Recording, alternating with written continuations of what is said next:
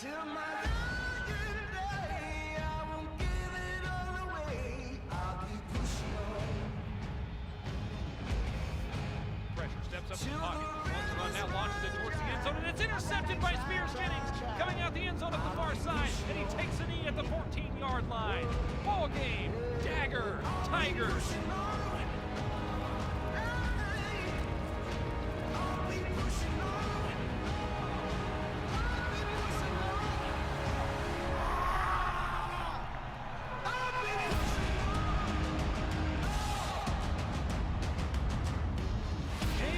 Franklin with the interception, and the Tigers smell blood.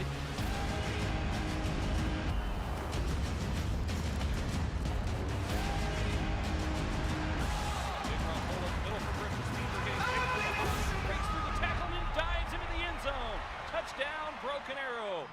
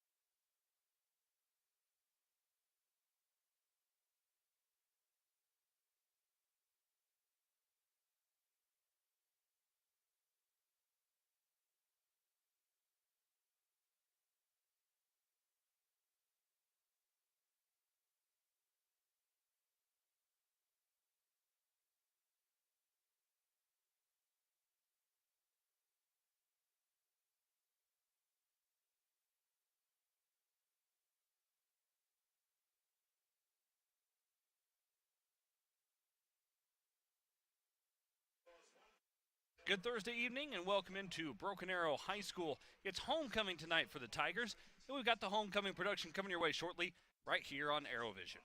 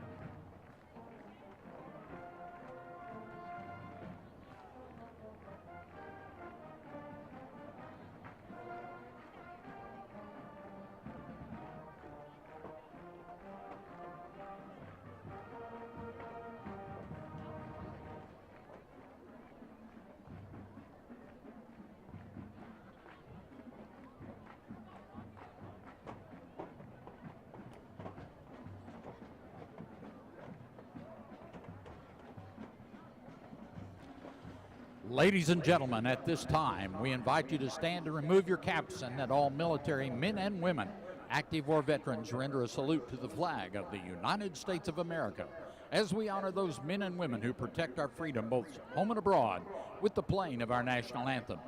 The colors are being presented tonight by the Broken Arrow High School Air Force ROTC under the direction of Lieutenant Colonel Walter Gagayeski.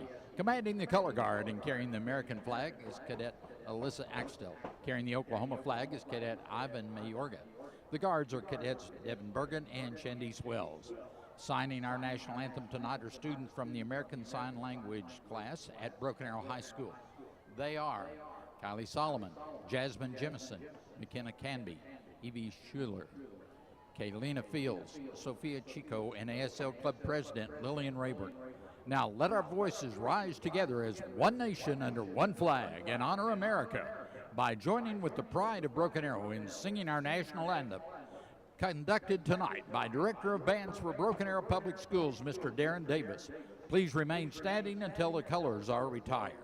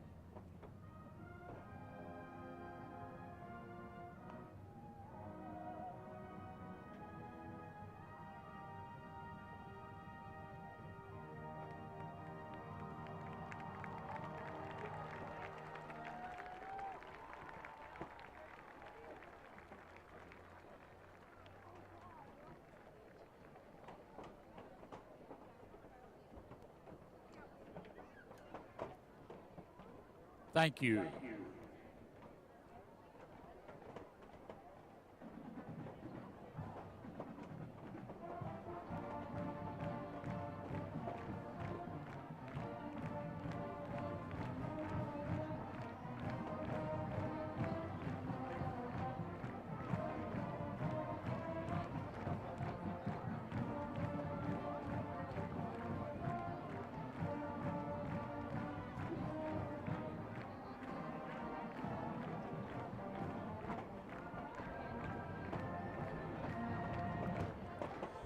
The pride is supported by Superintendent of Schools, Dr. Janet Vincent, Principal of Broken Arrow High School, Ms. Crystal Barber, and Director of Fine Arts, Dr. Richard Dale.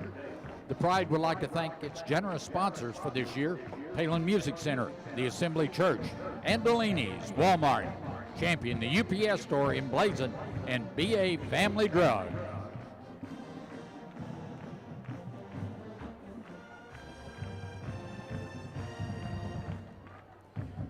Ladies and gentlemen, the incomparable Pride of Broken Arrow.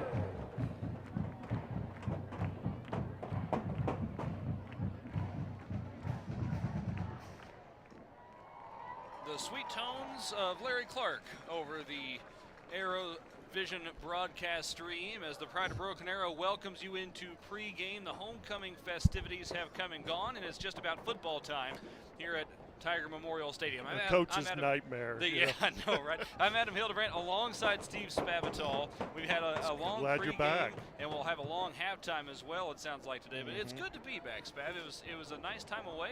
I bet it was. I was glad to have it, but I am, fresh when off you just the got plane off as the of plane 3 hours ago, yeah. and ready for some football now. I spent my whole flight back doing prep for the game. So yeah. that's the one nice thing about having a laptop great. computer, That's so you great. can take it with you. We do anticipate Madison Dildine joining us here in just a little while as well. We're trying to Having get a a few little mic things problems down there. finalized and worked out on that, but that should be coming your way shortly. Well, Spav, Tigers are 3-3 on the year, 2-1 now in district play after the win last week over Edmond Memorial on the road. And you get to come back home and play a home game again, which I'm sure Broken Arrow is looking forward to. But a chance now to get to 3-1 in conference in district play and really start to make steps in the right direction. Oh, absolutely. This is an important game right here. Yukon is a much better team than Edmond was last week, and this is going to be a real interesting game. A lot of the things is this is an option team, which is something we haven't seen all year, and they're running it a little differently than they did last year. Instead of doing it out of the single wing type concept, they're doing it out of the two-back gun. So they're still doing a triple type action. RPOs, they're doing all that stuff there, and it's pretty unique, but yet it's a lot different. The main difference is they're able to throw the ball better than they would have when they were, in the single wing. So anyway, it's going to be important. It's going to be real important for us defensively to be able to really focus in on our option responsibilities because they love to get on the perimeter. We cannot be outnumbered on the perimeter. They'll make you pay if we get outnumbered on the perimeter. So, and that's what the option game wants to do. So we have to be real selective, real careful with what we do as far as our blitzing, our movements, and things of that nature. Because option is something we haven't seen all year, so it's going to be a little difficult. And in terms of what Yukon presents as a challenge defensively, I would think probably going to see something a little more stout than last week's opponent. Oh, yeah, absolutely, especially defensively. They're not a great defense, but they're sound in what they do. So, and they're more of an even front. I'm curious to see what they do now. They kind of jumped in and out of some things, different defenses, so I'm kind of curious to see what they're going to do. But more importantly, what we've got to do is we've got to be sound, and we've got to be a little more consistent on offense. This is something we haven't been real consistent with lately. So, and what I mean by that is, try to reduce the 3 and outs, reduce our penalties. Because, last week we scored 3 times on a series. 2 of them were called back on scores. On holding, penalties. So, and turnovers. We need to reduce our turnovers because, we are -2 in the turnover battle. So, we have 5 fumbles and 5 interceptions. And I'm going to guess those turnovers because Madison had to step in for me today. But I'm going to guess those turnovers were one of your Matthew's 4 keys to the game. Yes. Yeah. Oh, so, something struck me as I was on my way over here, Spav, and doing the prep for this. Broken Arrow opponents this year have put the ball on the ground 15 times. I know. But only 2 of those have been recovered for turnovers. That's a mind-blowing number to me. It is. That's just it. Now, some of those were bad shotgun snaps that the quarterback dove on and Broken Arrow really never had a chance for, but some of those are just bad bounces. That's a lot of potential turnovers created that just haven't bounced your way. Yeah, and that's a lot different than the interceptions. I know we have 5 interceptions, but we blitz a lot. We put a lot of pressure on that quarterback. We make them throw when they're not ready to throw. And so needs to say we get our athletes back there and we get some good picks. So it's that's real crucial in that aspect. But we've got to reduce a lot of these things. I think the biggest thing is what, and I keep hearing Coach Blankenship talk about all the time, is we've got to set the tone early. We have to, we got to just, we've got to really keep them backed up. We need to keep them backed up. We need to keep them guessing. And then you got to finish. You got to finish drives.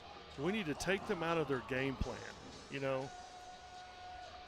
We have to really take their whole chemistry out of their team. We have to take that away. and that will really help us set the tone early. We have to really believe, and that's going to be a lot with effort. It's going to be a lot with, the intelligence with the game. It's going to be a lot with, how we handle things. It's going to be real important. Yukon 2-4 on the year, but both of those wins did come in district play. So Broken Arrow and Yukon are tied at 2-1 in the district standings, and that makes this game all that much more important. If you can get a win over Yukon tonight, you've effectively put yourself 2 games ahead in the district standings of the Millers, because you have the tiebreaker at that point. Right, exactly. And I tell you what, they're a better football team. Offensively, they're just not as good as they have been in the past. So, that's going to gear into what we need to do, but we just need to be careful again because they're an option team. Well, we got a lot of football coming your way, and these two teams have played very close contests the last couple of years, so don't be surprised if this one turns into a barn burner again. We do have a story that is continuing to develop at the quarterback position, as Sterling Ramsey may be getting a second consecutive start tonight, and Griffin Stever, at least on the board, was announced as the starting tight end. We'll see how much that plays into it, how long they stick with that, but another developing potential option at quarterback here for the Tigers. I think that's pretty unique because we can do a lot of neat things with him, with Stever, because not only can he play tight end, he can play off the ball and move and play fullback, and plus he can even play quarterback. So he's a big threat out there offensively, and puts a threat on the opponent's defense. Because you can jump in and out of things without trading personnel. Tigers won the toss and deferred, therefore they'll kick it away, and here's a laser off the right foot and goes 5 yards deep into the end zone, and that will be a touchback. How about the continued development, speaking of developing stories, of Hunter Martins, who has been good, 4 for 4 now on field goals this year, 19 of 20 in terms of PATs, and the kicking game has just continued to get stronger as the year has gone along, as we see another touchback here. I know this is going to be real interesting. Let's see how we handle this. I've been curious about how we're going to handle this all week. Braden Dutton will be the starting quarterback, a senior calling the signals for Yukon. They've got 2 running backs in the contest, a handoff straight up the middle and a hole, bouncing off tacklers straight up the middle. About a 16-yard gain out to the 36-yard line, We'll move the chains 1st and 10 for the Millers. Well, there again, they're running that read option, so they're going to keep doing that. We're running a 4-4 look, so we're getting to more of an even front. That was Logan Day on the carry. He's in the backfield along with Joe White. One receiver to either side, tight end left. Here's the snap on 1st and 10. Day carrying it over the right side again. Another big hole across midfield. He's hammered down into the turf in Tiger territory at the 48-yard line. A couple of runs straight up the middle there for Logan Day. Yeah, and I tell you what, they're going to continue with that first read, giving him the ball before they even do the option right now. If you don't have to go to the option, why do it if you're getting those holes early? Now running back is lined up as a receiver to the left side. They hand it off again, moving right. Not a lot of room to work that time. I believe that was Ezra Johnson on the carry. Coming up to make the stop was Briley Ferguson. It's a loss of a couple back to midfield. Great job of making him surf the line of scrimmage, and that's what we need to just keep bouncing to the unblocked man. That hole that was there on the first couple of plays was not there that time. Well, they had a different formation. And now they're going back to the 2-back gun look with the fullback tight end off. That's Keaton Hahn along with Logan Day in the backfield. They hand it to Hahn, trying the left side this time. He's bottled up again. Got about a yard back down to the Broken Arrow 49, but no more. It'll be 3rd down and 11. Nice. Now, see, here's where, on an option team like this, now we've got to see if they can throw the football. Now, they run normal formations offensively, so, we don't see a lot of the 2-back gun, but we'll put pressure on them now because we're running a 4-4, and we're just manning up the corners. The corners are manning up. Clear passing down on 3rd down and 11. 2 running backs, 2 receivers, and a tight end. Here's the snap. They hand it off straight up the middle. Day is hit sideways and knocked down for just a gain of 2. Down to the 47-yard line. Jadaean Floyd Wright and Mitchell Banning teaming up on the tackle. And that will bring up 4th down and 9. Looks like maybe 4-down territory here for they're Yukon. keeping the offense out there. Here's a big chance for the defense to get the ball back early. Spav, the defense has been much better as of late, just allowing opponents 15 of their last 38 conversions on 3rd down. That's just 39%. Right. That was up That's around right. 50% early on in the year. Correct. 4th down and 9, and a big chance for the Tiger defense early. There's some motion and a flag. That'll be a false start against Logan Day. The running back got too far out on his toes and did a little wing flap there trying to They're going to need to punt steady. it now. I mean, they'll be smart if they punt it. Doesn't look like they're going to punt it, though. Maybe a pooch punt of some sort. Sugar punt. You know, they have shown the that. They have shown that. Oh, There well, we now go. here comes a straight-up punt team. That'll take most of the questions out of it. Yeah, I mean, that's something You can't go it's for it too on early 4th in and the 14 game. in your own territory. correct. Dietrich Moore is back to receive. The punter is Gage Farha. Tigers lining up like they want to come block it. Here comes the rush. They almost got to it. A wobbly spiral punt is away, and it is caught on the crouch by Dietrich Moore at the 28-yard line of Broken Arrow. The Tigers will have it there 1st and 10. You know, that young man is such a stud. You know, not very many people will come up in high school and catch that ball Into traffic. into traffic. Yep. And the reason what makes it important and what makes him such a stud at that is because that ball, if he lets it hit, is going to bounce all the way to the goal line. Yeah. Absolutely. One receiver left on 1st and 10. Sugar huddle action.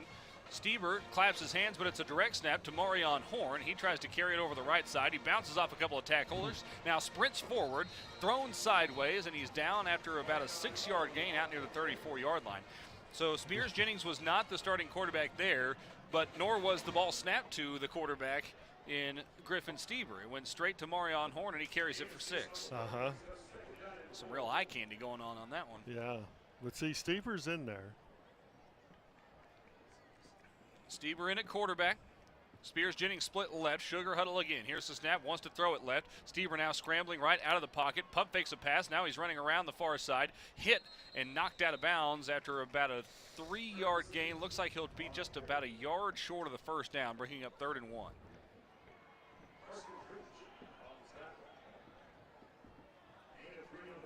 Looked like Spears Jennings had a tough time getting off the cornerback on the near side there and getting his release.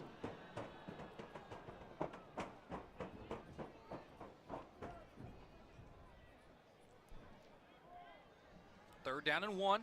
Going to muddle it again, which I really like this. It wouldn't surprise me to see another direct snap here. Stieber takes the snap, hands it off straight at the middle. Horn dicing his way through the defense. Didn't get a lot, but he got about 3 out to the 40-yard line, and that'll be enough to move the chains and get the Tigers a new set of downs. Right. Yeah, that's a good job right there. Now, they're just, I'm just trying to figure out what they're doing on defense right now. There's been, seems like there's sure been a lot of bunched formations. All right, now we've got a new quarterback in the game as Griffin Stieber has exited to the near sideline. Sterling Ramsey checks in. He was 6 of 10 throwing the football last week for 77 yards. Previously, he had been 0 for 2 in a couple of wide receiver double pass scenarios. He fakes the handoff, now gives it to Horn on the reverse over the far side. Trying to turn the corner across the 45-yard line. Cut down at the 50, but that should be enough for a 1st down. That was a great call, too. Just when we needed, because they were running down the line of scrimmage here.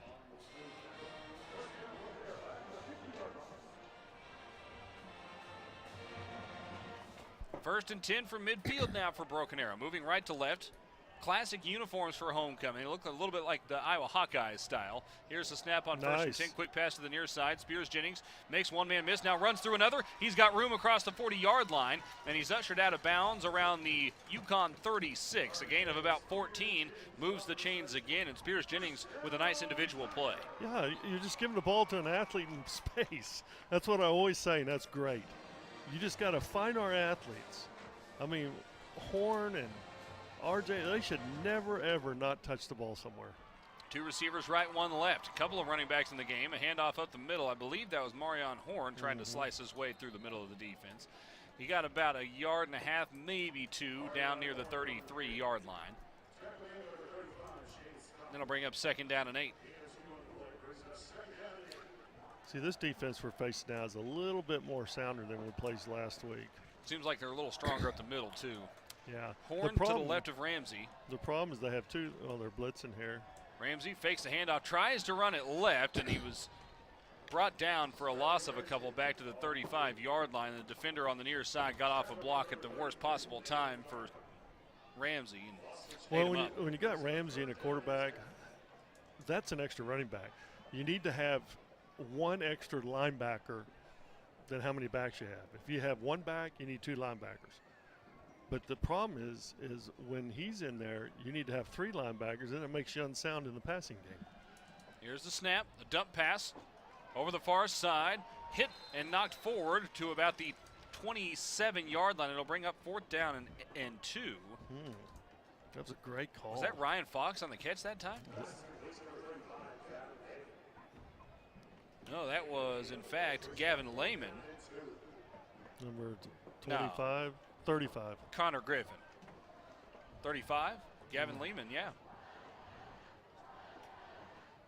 Lehman's listed as a center, but he's 5'7", 106.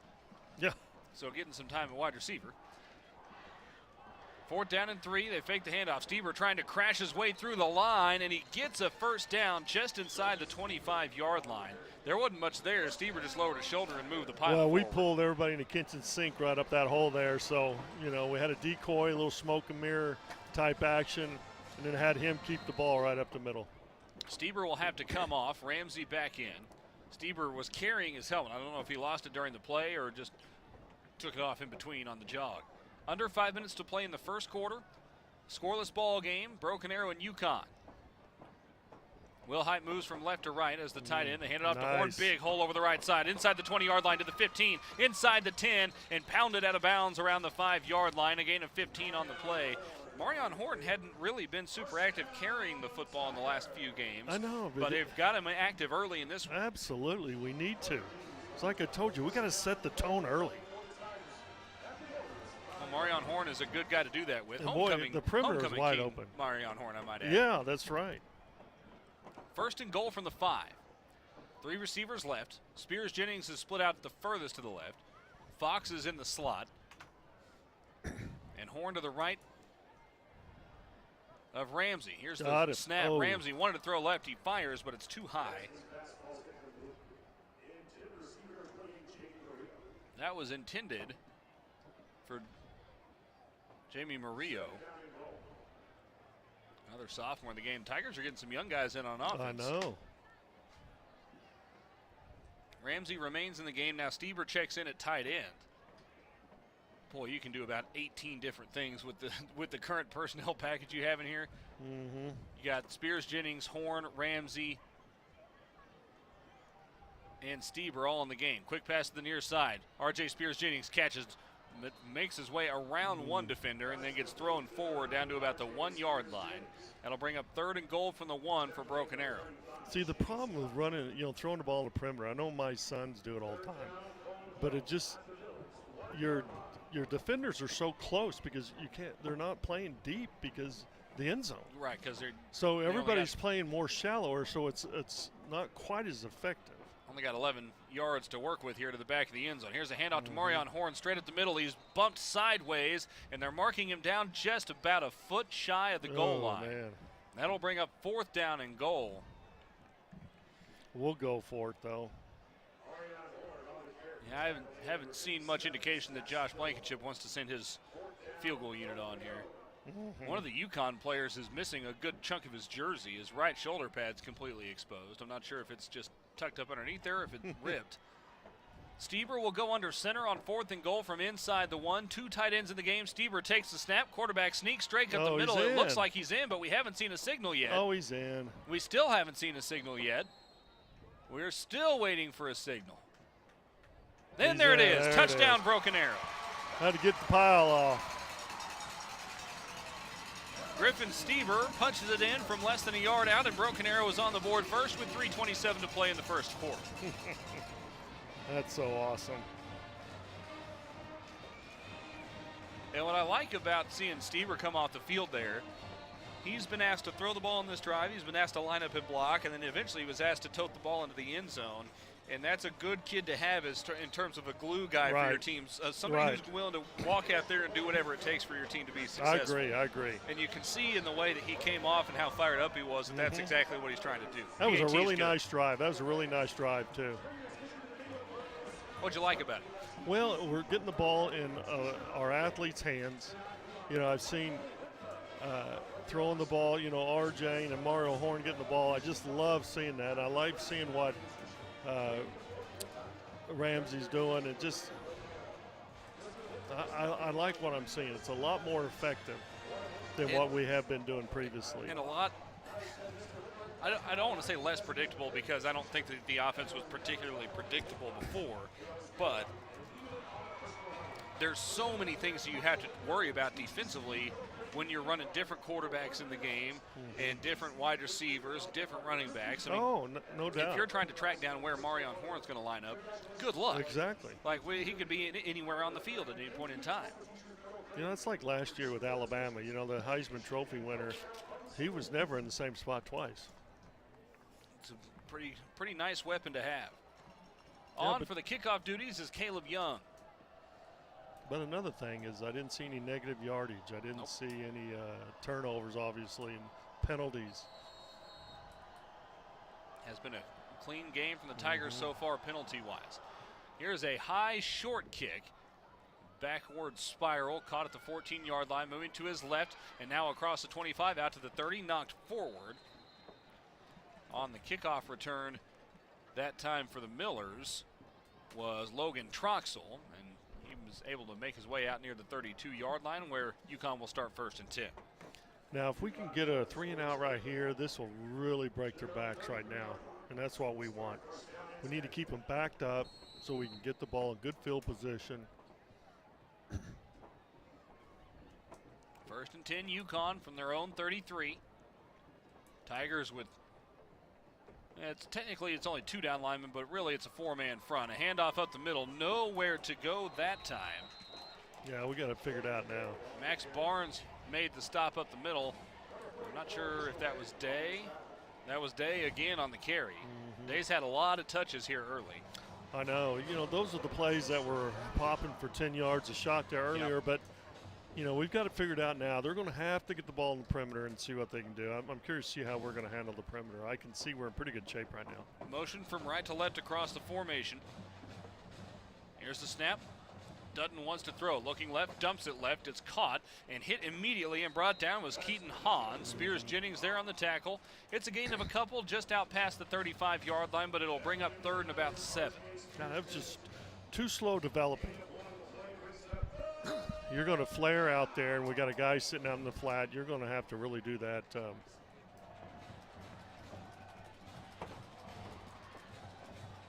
3rd down and 7 from the 35-yard line. Moving left to right, Yukon white jerseys, white helmets, red pants. Dump pass over the middle, it is too high, intercepted by the Tigers. Coming over the left side is Taylor Griffin. Across the 40-yard line, being chased down from behind. He's inside the 30, and he's drugged down at the Yukon 25-yard line. Tigers will have it 1st and 10 after the turnover. Did they flag that? Yeah, Griffin was a little overexcited, gave the football a little bit of a toss. What a snag, though, man. I tell you, what a catch. The ball was thrown high, and Griffin didn't have, frankly, a lot of time to react once it got over the receiver's head. Snag that thing up above. Well, Spav, you were mentioning a 3-and-out. How about a turnover and you get it on the opponent 25? I know. Look at this. See, this is what I was telling you. We got to start early. We got to disrupt all of their chemistry, and we're doing that right now. We're taking them out of their game plan. And now you got to finish drives. Now their thing offensively, when they come back, they're going to think of what they need to do. Stever takes the snap at quarterback, 1st and 10, lobbing it up the left side. RJ Spears Jennings made the catch. Was he in bounds? Yes, he was. Touchdown, Broken Arrow. They hit the big play after the turnover and score on the first snap of the drive. Broken Arrow leads 13-0 over Yukon. Did you see him turn his back? I mean, he threw it over the wrong shoulder, and he just turned completely around and caught that ball. That's just having that ability is just amazing. It's elite body control. Absolutely. But your eyes trying to find the ball again. Just Snap back, not ball very many down. athletes. Hunter Martin's kick is on the way, and it's good. Not Hunter very Martin's many now athletes can 21 do for that. 22 on the year. 14-0 Broken Arrow. And you say not too many athletes can do that. Not too many athletes are committed to play football at the University of Oklahoma I either. know. So Just that's where what you makes them see those special. correlations happen. Let's go down to the sideline and Madison Dildine for the first time tonight. Madison, how's it going? Yeah, guys, I just was able to listen into the running backs huddle, and Coach Vince Davis was talking to Marion, and he said, let's go. It's there. You got to break him down. Hit the gap, let them get in front of you, and then it's just you and the ref. Guys. that's true. That is something every running back wants to see, just them and the ref. Thank you, Madison. You know, we can just block everybody except secondary, and those are Marion's guys. Yeah, and I don't envy any of those guys trying to take him down at that point. No. Once he gets to that point to run. I'll take my chances. We've already seen Horn have some serious success tonight on the perimeter. 14-0 Broken Arrow. Tigers out to a very good start this evening. Well, like I said, offensively, we're taking them out of their game plan. They're trying to figure out now what can they do successfully. Kick is away. Troxel to receive it. He's got it at the 3-yard line, across the 10, straight up the gut. Now hit hard and spun sideways at the 25-yard line, brought down there. He took a pretty good pop. He did. First and 10 Yukon from its own 25-yard line. And as you mentioned a moment ago, Spav, this is an offense looking for answers right now. Right. I mean, they have no idea what they need to do next because we just nailed their game plan. You know, we gave them the first few runs, and then we shut them down. We've got it figured out. Generally speaking, an offense will script its first 10, 12, 15 plays. Is it time to throw that script out the window at this point? Two running backs, in the game. They fake the handoff. Now an option play to the left side, but the quarterback is drugged down from behind. Coming through to make the stop was Trey Federhoff, I think, that Dutton wanted to get rid of that on the pitch, but Federhoff pinned his arm to his See, you body. knew they were going to try perimeter because we've been controlling the inside game. So now they tried perimeter, and you could tell we've got it figured out. Federhoff able to run him down. 2 receivers left, 2 right. Something's wrong. Okay, there a guy ran off the field on the far side. 3 receivers right, 1 left. Here's the snap. Dutton wants to throw left side. Quick throw. It's caught at the 30-yard line, and he's pinned out of bounds for a gain of about 8 out to the 31. It will still bring up 3rd down and 4, however. On the catch that time was Ezra Johnson. Absolutely. That was a good play. Just keep everything underneath. You know, we have to be sound in our option responsibilities. They weren't going to run option there anyway because they were just 1 back. Looks like they're going to throw the ball again. 3rd down and 4. Dutton takes the snap looking right. He had a couple of slants set up. Instead, now he pulls it down, looking left. Finally throws the ball. It's deflected away. On the deflection, Javion Franklin, his 5th PBU of the year. And that'll bring up 4th down and 4 for Yukon. Excellent. 3 and out. You notice this is a run team, and we had them throw twice.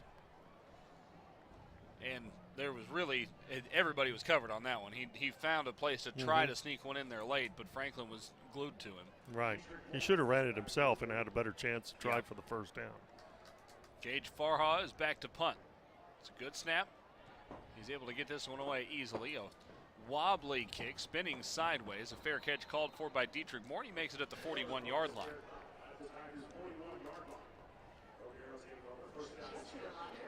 The Tigers so far are averaging 6.5 yards a play. They've got 6 first downs and 14 points in their first 2 drives of the contest. That's great. Pretty efficient. Well, and that's what we needed. We needed some offensive consistency. I should also, because we're playing a better defense than we did last year. Sure.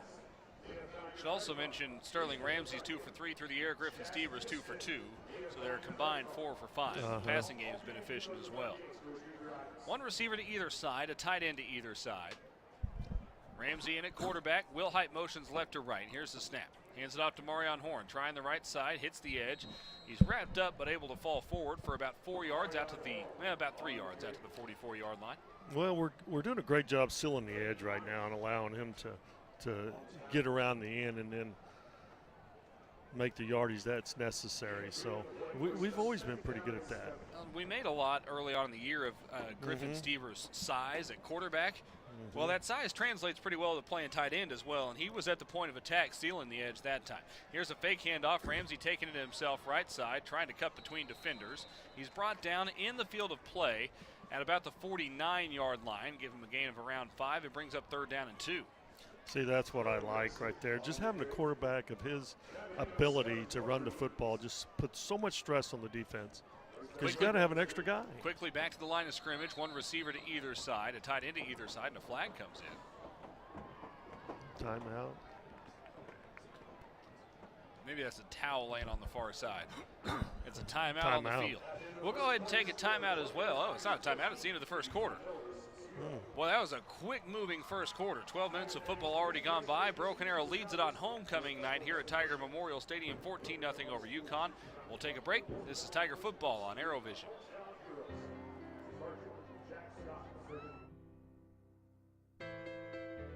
Just a reminder, there will come a time when they can no longer share a bedroom.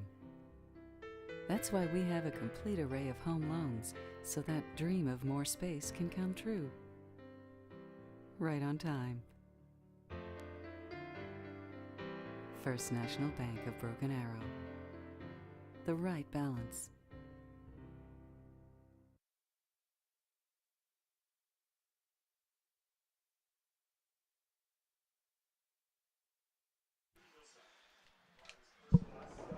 Welcome back to Tiger Memorial Stadium. Adam Hildebrand here alongside Steve Spavital. Madison Dildine is on the sidelines for us. It's 14-0 Broken Arrow.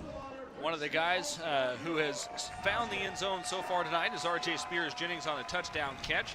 And Madison Dildine had a chance to go 100 yards with him earlier on, what was that, a couple weeks ago now, Madison. What did you gather from that time talking with R.J. Spears-Jennings?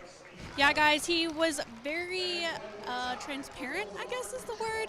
That switch from wide receiver to safety was not the easiest at first, but now he's gotten comfortable with it and is really happy that his coaches are trusting him at both positions. Guys? Madison, you and I talked about this a little bit before the game when that video happened to be airing on the Jumbotron, but he's a young man that carries himself very well. A lot of humility and just he seems like a great kid to be around.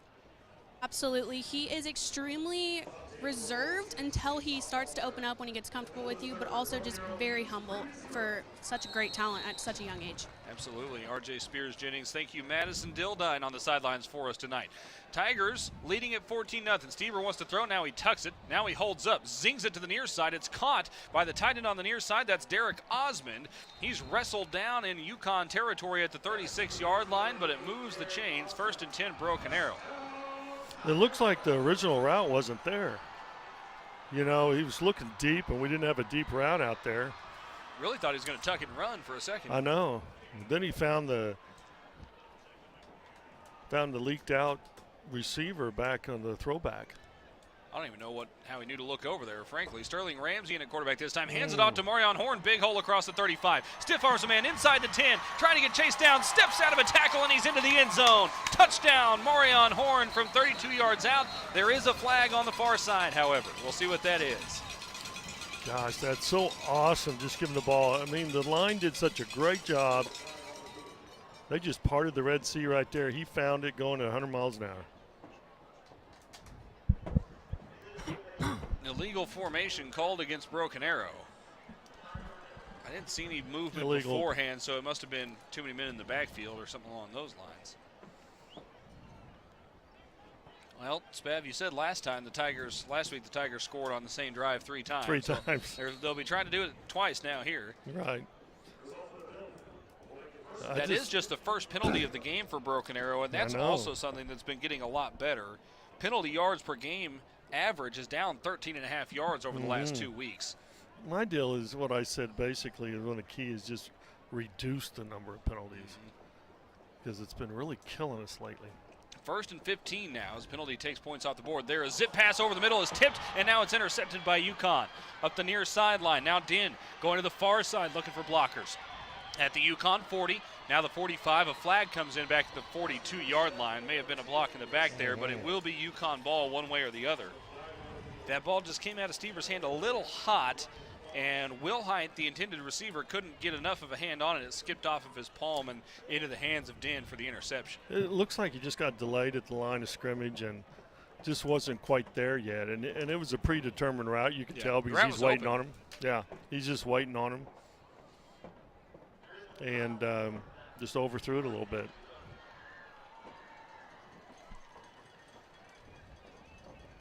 So it will be Yukon ball as the Millers force the turnover.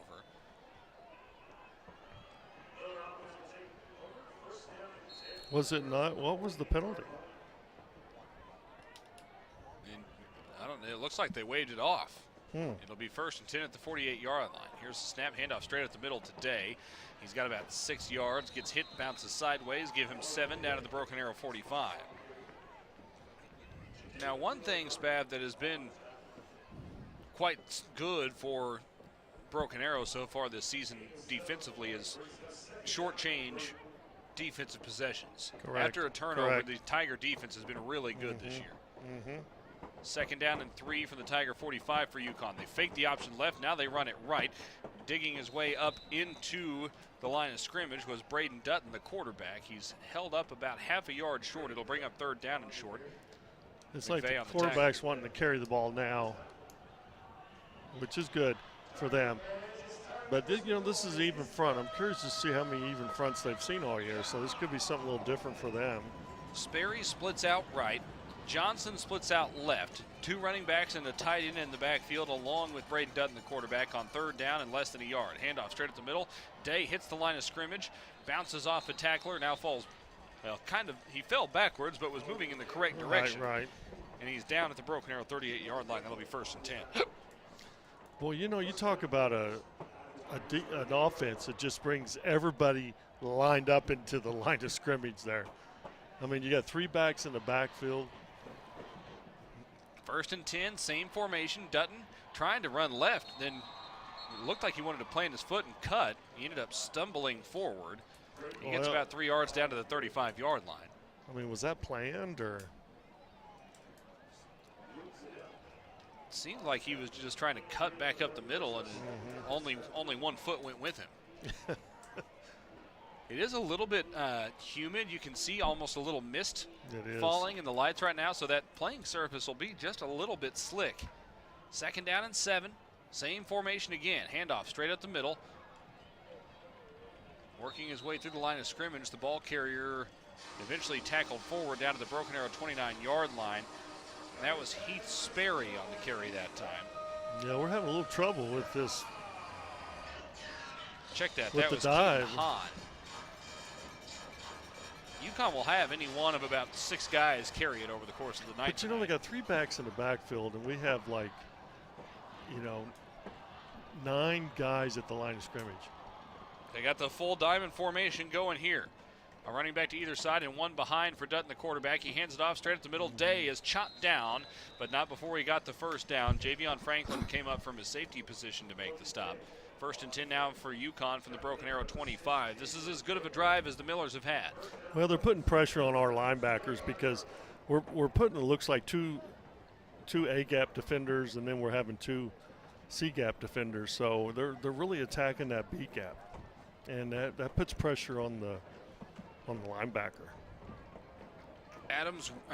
Wesley Adams, who's listed as a defensive lineman, is in the game as a fullback. Instead, it's a quick throw to the right side. It's incomplete, too high. No, man, that thing hit him right in the hands. He should have caught that thing. Brings up second down and 10.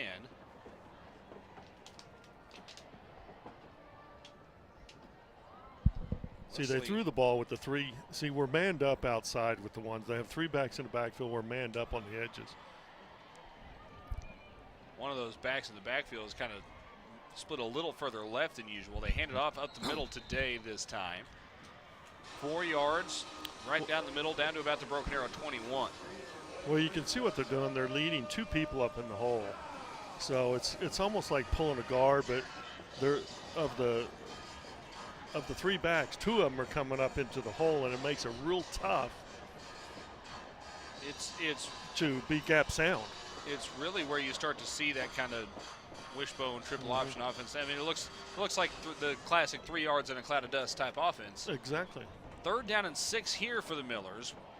2 running backs in the game again. Here's the snap. They fake it left, now running right. Dutton pitches it to the far side. 1st down yardage inside the 15. Breaks a tackle, wrapped up and brought down around the 5-yard line. That was Keaton Hahn on the carry after the option pitch.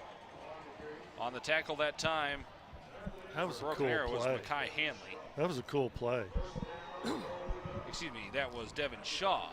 It's would you call that a counter? It was a counter. Yeah. It was a counter option. You don't see Pitch. counter option. Counter very option often. pitch. No.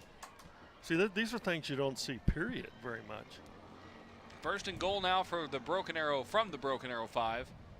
Well, this is a heavy set in the game here. The quarterback takes the snap. Dutton will run it himself over the right side, and he's into the end zone for a touchdown. Got hit pretty hard by Moore once he got to the goal line, but was able to hold on to it. And the Millers are on the board. Well, I think they found what they need to do offensively, obviously, but it was completely different what they did with their first tries.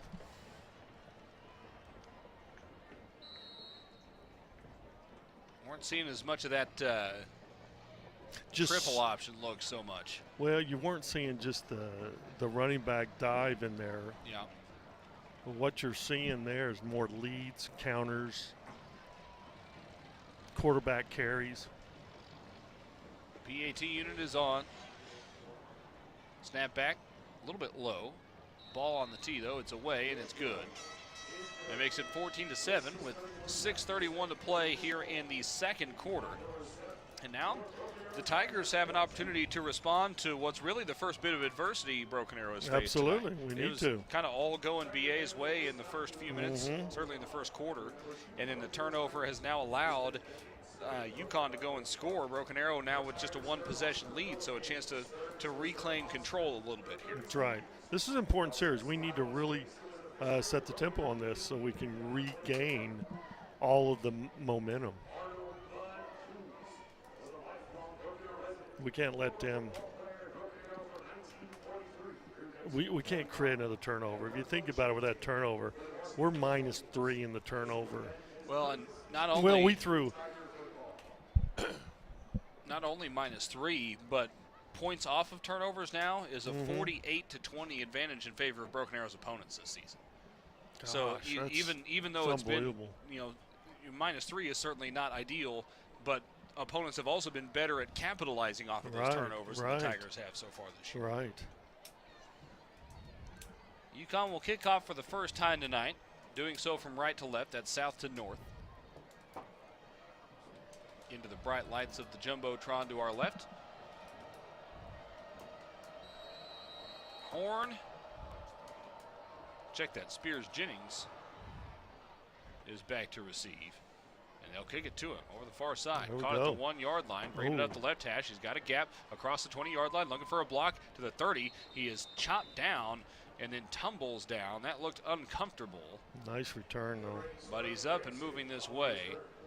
It'll be 1st and 10 Broken Arrow from about the 32-yard line. And Tiger returners, Spav, have been excellent this year. As a team, the Tigers are averaging 26 yards per kick return, so that's better than a touchback. And that one will raise that up. Not to mention, Dietrich Moore has a return for a touchdown this year. That's right. It's just great. I mean, it's like, who do you kick off to? That's why you're seeing a lot of these high on sides and stuff. It's just because I wouldn't kick to him either. The jungle going crazy down and to our right. Here's the snap on 1st and 10. Handoff straight at the middle. Big hole for Marion Horn across midfield as he's spun sideways and brought down in Yukon territory at the 48-yard line. Horn took that one right up the middle and had a big gap, sprinted up the middle, and they were eventually able to catch up to him. Right now, Broken Arrow quickly back to the line. Here's the snap. Sterling Ramsey hands it off. Horn matriculating his way through a few guys, bounces off of Spears Jennings, and he's wrapped up now at the 28-yard line. Horn was bottled up, cut left, cut back right.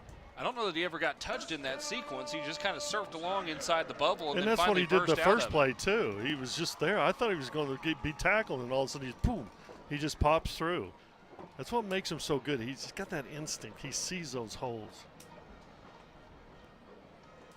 Horn is out. Into the game comes Alan Scarborough. Here's the snap. Ramsey hands it off. Scarborough lowers his shoulder, but he's met at the line of scrimmage. Give him maybe a yard down inside the 24. Brings up second down and 9.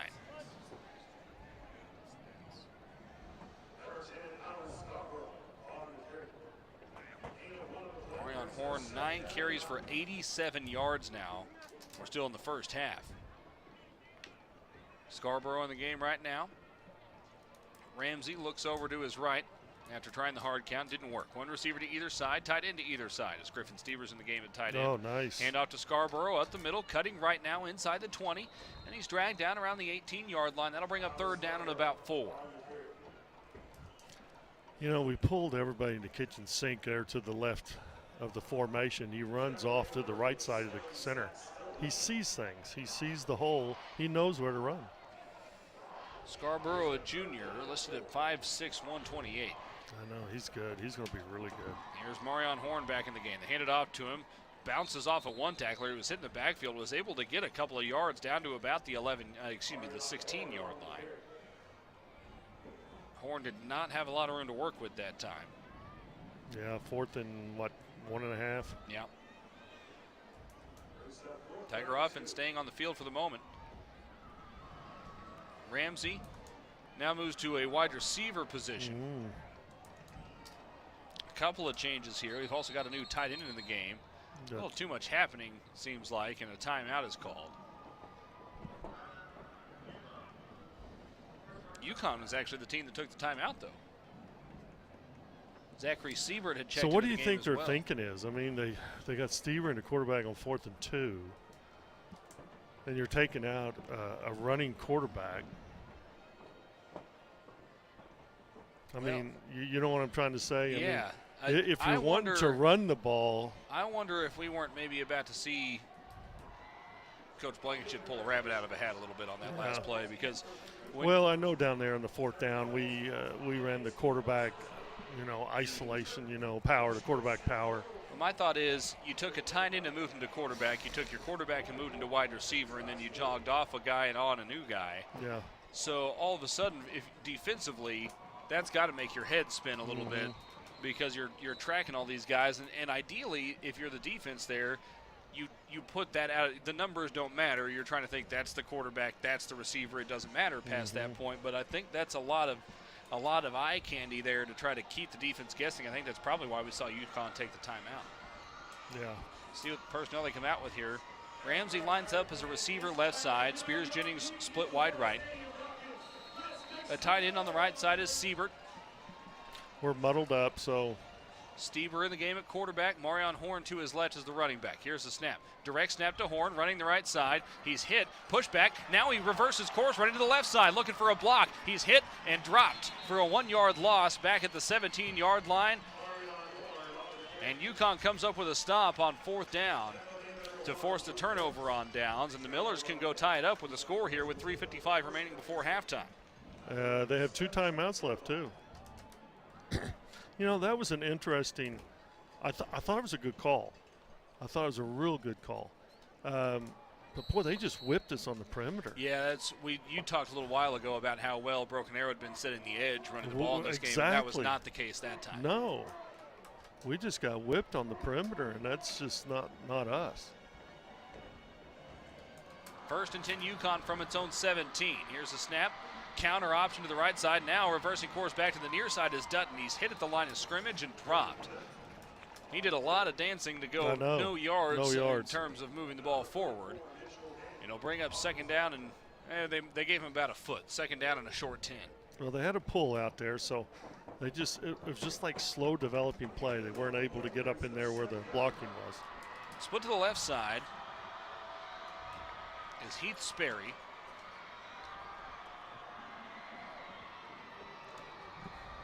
Caden Morey split out wide right. The quarterback is still Dutton. Adams is the fullback to the right. It's a full diamond formation with Heath behind him and Day to his left. Dutton takes a snap, wants to run the option right side. He's hit near the line of scrimmage, pushing the pile forward across the 20-yard nice line. He's brought down around the 23. He's well short of the first down.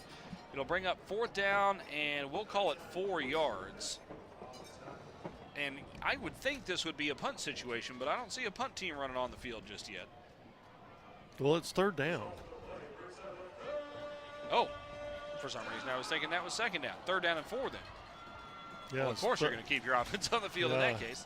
Let's see what they did. They're leading everybody they're leading everybody up in the hole. Let's see what they do here. 2 receivers right. They took that tight end / fullback out, put him in a wide receiver spot. Oh, here. gosh. There's movement on the offense on the far side. How does a wide receiver do that? I think he saw the defensive end on the far side for the Tigers rock back and thought that he was going to take off and must have thought that that was the ball being snapped.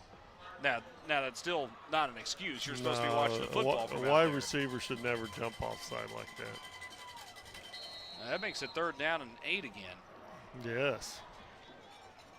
It's good for us. Miller shooting themselves in the foot a little bit. Well, we'll put pressure on them right here.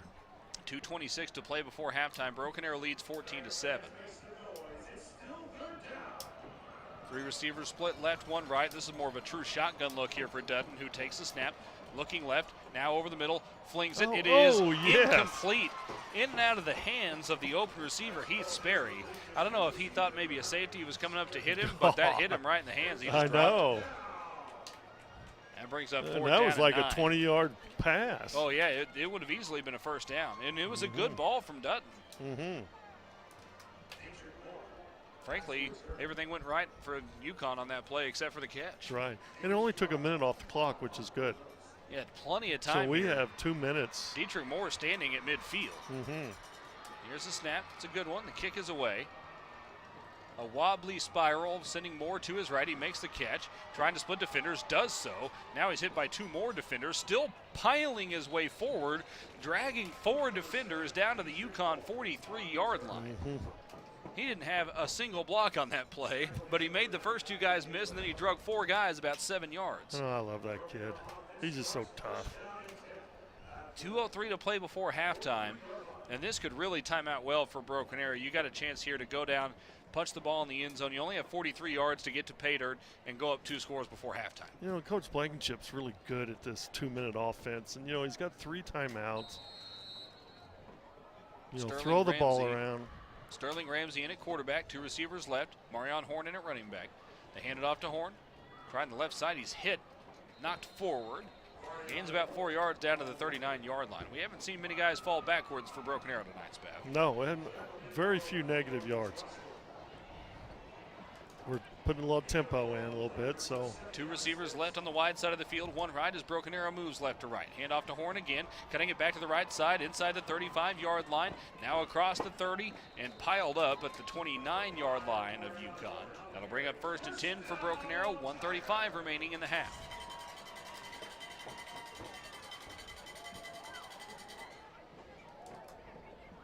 Same formation. We're doing good. We're getting up on the line of scrimmage. Spears Jennings lined up by himself to the right side. He's making a block for Sterling Ramsey, who pulls the ball and runs it up the right side. He's spun out of bounds inside the 20-yard line. They give him the 18. That'll move the chains again. 1st and 10 Tigers. Clock stops. And that quarterback run game is just, It's Ramsey brutal. has an advantage over Stieber in that aspect, and they've used it well. And he's good at it. I mean, he's not just a running quarterback. He's a tailback, you know, running the ball. 2 receivers left, 1 right. Quick pass to the left side. Caught. Spun sideways was the receiver, and he's brought down for essentially no gain. On the catch that time for Broken Arrow was Murillo.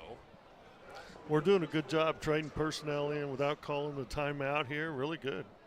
3 receivers split right. Murillo in the middle. Spears Jennings split out right. That's Fox in the slot on the right side. Tight end in the game as well. This snap has rolled back to Ramsey, but he's able to scoop it up, rolling to his right, looking towards the end zone. Pump fakes, now tucks it, and scampers out of bounds around the 16-yard line to stop the clock with 45 seconds remaining in the half. He got about 5 yards on the play, which is more than I realized at the time. It brings up 3rd down and 7. take that. 3rd down and 8. 2 receivers left. That's Fox and Murillo. Spears Jennings split by himself to the right side. He's lined up across, I think, from Troxel. Hard to get a number from this angle. Ramsey takes the snap, looking left, dumps it now on the tight end screen, caught by Stieber. Got room across the 10, inside the 5, and he's brought down at the 4. First down yardage for Broken Arrow as Stieber lost his helmet again. He'll have to come off the field. But it'll be first down and goal for Broken Arrow. What Good a great patience call on that play, too, to let that develop. But a tight end screen, just what a great call. Timeout on the field, 38 seconds remaining before halftime. The Tigers looking to punch it in and go up 2 scores, heading to the halftime locker room. Broken Arrow softball currently in the quarterfinals of the state tournament. Spav, if I remember correctly, you told me volleyball was playing in the postseason as well. Yes, they made it to the state tournament. They were the regional champions, beat Union for in the now our softball team is playing tonight. A lot of teams going to state tournaments right now from Broken Arrow High School. Certainly, it is homecoming tonight. Madison Dildine is an alumnus of this fine school system. Madison, what's homecoming night been like for you so far now that you're back as a teacher? Kind of weird, I guess. It's weird to be on the other side of it this time. Yeah, it was a little bit weird, to be honest. I was down on the sideline with Madison pregame, and somebody said, Miss Dildine, and I had not heard her referred to that because she's just Madison to us. It kind of made my ears perk up a little bit. I was a little strange. 1 receiver split left, make that 2 receivers split left. Murillo and Fox. Spears Jennings split by himself to the right side. Tight end left. Ramsey in the shotgun, takes the snap, fakes the handoff, dumps it over the left side. It's caught by Will Height, wide open in the end zone. Touchdown, Broken Arrow. Great call. Love that. Love that drive there at the end. Love the play calling. So you get the tight end screen, followed by the tight end pop pass. That's it. To get the ball in the end zone with just 36 seconds remaining before halftime. You talked going into that drive, Spav, about how good Josh Blankenship was in those 2-minute drive moments. He's always been good at that. Snap back, ball down, kick up. The PAT is good. 21-7, Broken Arrow with 36 seconds to go. And there's a lot, Spav, that goes into a 2-minute offense. What do you think allows Coach Blankenship to excel in those moments? Well, he's been there. He's a quarterback. He understands how a 2-minute offense works. He called one timeout in that whole series. And a lot of people would be panicking and playing a lot of things, but he was able to trade personnel in very quickly. He was able to huddle, hurry up, playing a lot of the hurry up type offense, and it was really sound football. And his play calling there, especially as he got closer to the end zone, was very effective. And you know what intrigues me and impresses me about that drive? Looking at that 2-minute drive that we just saw, as efficient as it was, you would never guess that the guy quarterbacking that drive just started playing quarterback last week. I know. If you have 2 guys that can run a 2-minute offense, that's a massive weapon. Yes. Because if you get in the playoffs and one of those guys goes down and you need to go score with 2 minutes, you got another guy in your pocket that can still go do it. But see, the neat thing is Rams can go right to wide receiver and Stieber can go right to quarterback without trading personnel. Yeah. It's dangerous. 21-7 Tigers. The kick is away. It's a good kick. High end over end kick. Caught by Troxel at the 2-yard line, trying the right hash across the 20-yard line. Is hit, stymied, and knocked down at the 26. Very good. That was Caleb Young that came up and made the tackle, the kicker. Well, I tell you what's going to be great now. There's 29 seconds left. We're going to go in halftime. We're going to make some adjustments, some great adjustments, and we're going to get the ball again. They're going to have to kick the ball to us, and we have a 21-7 lead. It is a good spot to be for sure. Elisha Wilson, cornerback on the near side. Tigers look like they've got a bit of a prevent defense out there right now. They got 4 defenders standing more than 12 yards off the line of scrimmage. We'll see what Yukon elects to do here. 4 down linemen for the Tigers, 2 linebackers. Receiver motions into the backfield. Here's the snap. Dutton hands it off. Wrapped up and brought down for no gain was the ball carrier over the right side. Who was that on the carry? Bannon got the tackle. On the carry that time was Keaton Hahn. Hahn probably the lightning bolt compared to the Thunder of Logaday, a little bit quicker. You can see why they might want to try to get him the ball in space. That's going to end the first half of play. The Tigers had 6 guys in the box and get a stop on a run play for no gain going into the halftime locker room. And it's 21-7 Broken Arrow after 24 minutes of football. An excellent start to this game. Excellent. Really only one hiccup. Let's go down to the sideline to Madison Dildine. Madison. Thanks, guys. Coach, we've seen a very efficient offense this first half. What do you like from your team? The efficiency, other than the turnover, we had a touchdown call back on a guy not lined up on the line of scrimmage, so we cut that crap out, and we have to play efficient on offense with the style of offense they play. So they're going to try and chew up the clock. We've got to be efficient when we're out there. Thanks, Coach.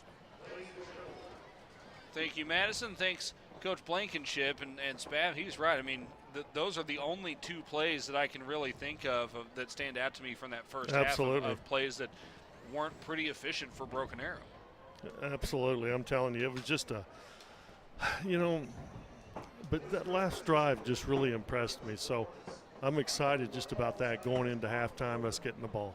One thing that we've talked about some this year for Broken Arrow was the time of possession, and they trail their opponent by nearly 7 minutes a game in terms of time of possession. Right. But you just heard Coach Blankenship mention Yukon has an offense that wants to chew up a bunch of clock, wants to keep the ball. The Tigers are actually winning that battle by it's basically even. They've won it by all of 10 seconds or 12 seconds, but they did that by getting more first downs, 12 first downs compared to 5 for Yukon. And they were obviously able to put the ball in the end zone, but the Tigers' efficiency allowed them to keep the ball away from Yukon, not let the Millers turn up all that clock. We've got plenty of halftime content coming your way, so we'll be happy to be bringing that to you as we'll have a little bit of an extended halftime we suspect here on homecoming night. But in the meantime, Broken Arrow is leading it 21-7 at the half. We'll take a break. This is Broken Arrow Tiger football on ArrowVision.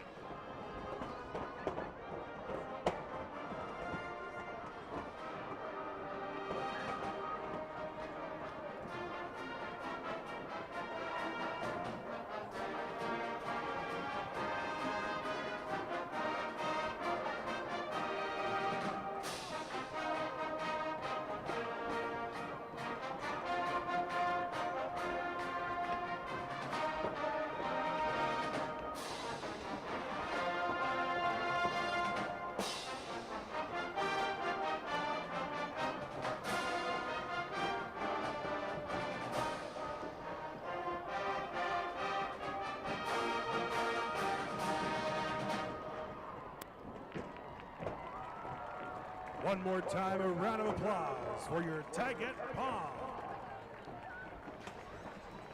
Just a quick reminder, due to copyright compliance and licensing agreements, ArrowVision is not permitted to broadcast tonight's halftime performance by the Pride of Broken Arrow. So we will have all the other content for you, but we will not be able to bring you that Pride performance this evening. Just a heads up. All right, back to the halftime entertainment.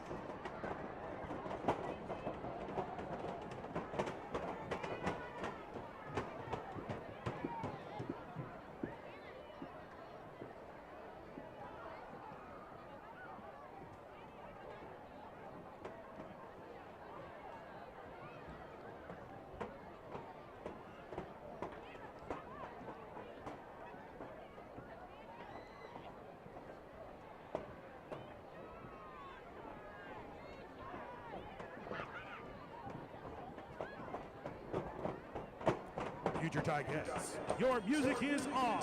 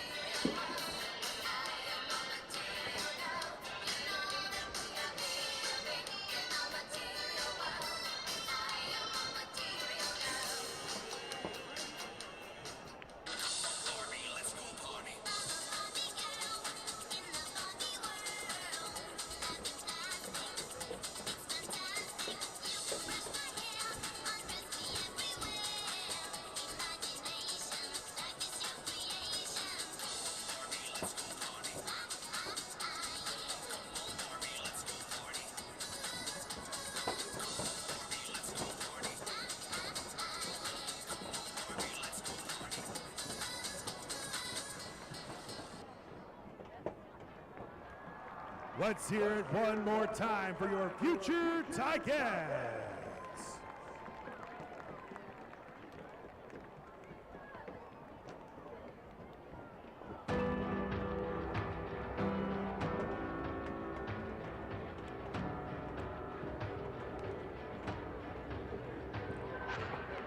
It's said that the eyes reveal the heart of a champion. The eyes and faces of each young competitor glow with a sense of accomplishment as each stands at a pinnacle of their young musical careers. Of more than 20,000 music programs in the United States, members of an elite few will earn the right to wear a Bands of America champion medallion. Today we celebrate a legacy that spans nearly 100 years. All those who've worn the uniform are part of a tradition, distinction, and excellence that few will ever achieve. One mind, one mission, one goal. The pride of Broken Arrow, where each is a champion, for regardless of the results. Hey Tiger football fans, I'm Madison is the Goldine, victory. and we're here at Tiger Memorial Stadium about to go 100 yards with senior safety and wide receiver Robert Spears-Jennings. You ready? Yes, ma'am. Let's do it. RJ, you've consistently played wide receiver for years, but after a workout earlier this year with the University of Oklahoma and Coach Grinch, he suggested you make that move to safety. What's that transition been like? It's been kind of challenging just because I've got used to playing receiver and stuff like that. But with the coaching staff and my outside of football training staff, they've helped me and produced me the way I am right now. That's awesome. How does it feel to play on both sides of the ball? It feels great just to know that I can impact on both sides of the ball and at a high level, and just knowing that this team, they can use me on both sides is a big deal. What does it feel like to know that your coaches trust you no matter if you're on offense or defense? I had to earn it, so it feels amazing just knowing that I earned their trust in that way. How do you think that playing multiple positions has shaped your leadership? It's just knowing that the other guys can trust me, and just knowing that they know I know my stuff, so they don't have to worry about me and me messing up. So I'm the type of guy that leads by example and not by vocals, so they can just see me and know I'm doing what I have to do. 2 weeks ago at Westmore, we saw that move to safety pay off when you made the game-sealing interception late in the fourth quarter. What was going through your mind when you went up for the ball? Really, I was ready to get off the field because I was cramping the whole fourth quarter. So I was just ready to get off the field and hopefully just steal the game, because I did not want to go to overtime or let them go for two and win the game. How would you describe your team? We're building a brotherhood every week. We're getting better every week, and we're beginning to trust each other more and more every week and knowing how to fight versus adversity. What would you say has surprised you the most about this season? Really, our first home game, how interactive the fans were. That's probably the biggest thing this season so far. Speaking of it was your last first home game against Jinx last week. What was running through your mind when you came out of the tunnel? Just give these guys a show so they can come back and see some more BA football. That's awesome. As we get near the end zone, let's do some rapid fire questions. All right. You ready? Yes, ma'am. What is your favorite song? Favorite song is Step Harder by Young and Ace. What is your favorite movie? The Blind Side and That's Flushed a good one. and Flushed Away. Flushed Away is a sleeper. Interesting, okay. What is your favorite color? Purple. Wow. What is your favorite food? Favorite food, seafood or meatloaf? All good choices. That was 100 yards with Robert Spears-Jennings. The Tigers take on the Bulldogs Friday night at Edmond Memorial. Kickoff is set for 7 p.m. on ArrowVision.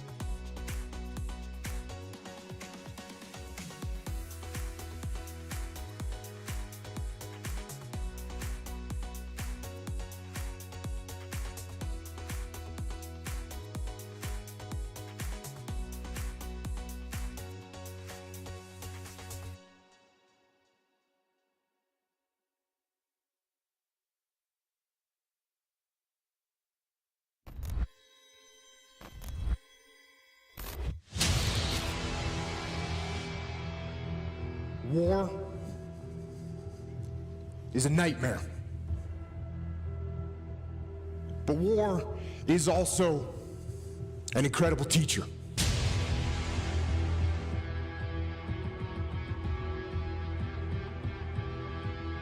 Let's go! Showtime, man! Hey, you showtime! War teaches you about sorrow and loss and pain. But war also teaches you about brotherhood and humility and honor and leadership. United we stand, salute. You can't understand the rules. You're facing no chance with our troops.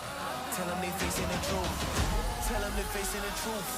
United we stand, Hands off this time to Jones. Jones breaks one, goes to the 10, the 5. Touchdown, Tiger. United we stand, divided we fall. I'm shot a salute to the ones in the wall. It's our turn, baby. It's our turn. Look at us winning, we getting awards. Right? It's just the beginning, we getting it started. Let's go. United we stand and divided we fall. Salute. I'm shot a salute to the ones in the wall. Salute. Look at us winning, we getting awards. The truth. It's just the beginning, we getting it started. Goes untouched in the 5 and dives into the end zone for a Tigers touchdown.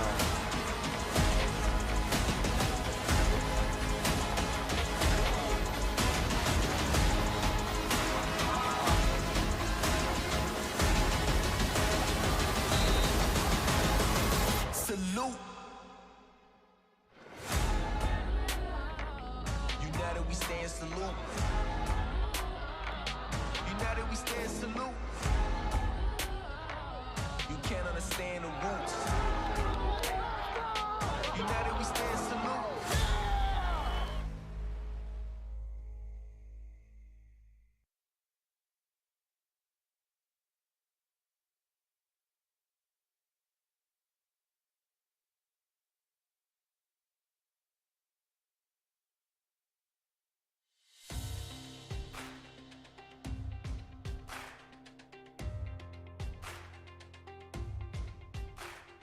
What does community mean to you? Here at Broken Arrow Schools, we can't think of anything better than the communities we create, both inside the classroom and out in the world. Our community is rooted in our 4 core values, where relationships with students, teachers, parents, civic leaders, and businesses are what drive our success. We celebrate our diversity along the way by building a rapport with each other, no matter what path of life we walk on. Community means connection, concern for others, and a commitment to showing we care. It's about working toward a common goal so that we can accomplish more together than we ever could alone. Community is not a luxury, it is a necessity. It involves intentionally and purposely pursuing relationships that positively connect us to one another. Community means new beginnings and embracing challenges. Community is 35 maintenance department employees doing our job to make it easier for you to do your job. Community is formed intentionally, not by accident. It takes work, but it's worth it. Community means volunteers and partners from the business sector. Tireless hours of giving time, money, and helpful hands are what make our businesses unique in Broken Arrow. Around the community, Broken Arrow schools are synonymous with helping hands and wonderful volunteers. Selfless acts of kindness displayed by our students, administrators, and teachers help build and strengthen our unity as one of the greatest districts in the state. Community is finding our commonalities while embracing our differences. Community is about partnerships and connections. Community is about relationships. Community isn't just about living in Broken Arrow, it's about kindness and giving back. Community is engaging all of Broken Arrow. Broken Arrow is about building community and service above self. Broken Arrow is a gift.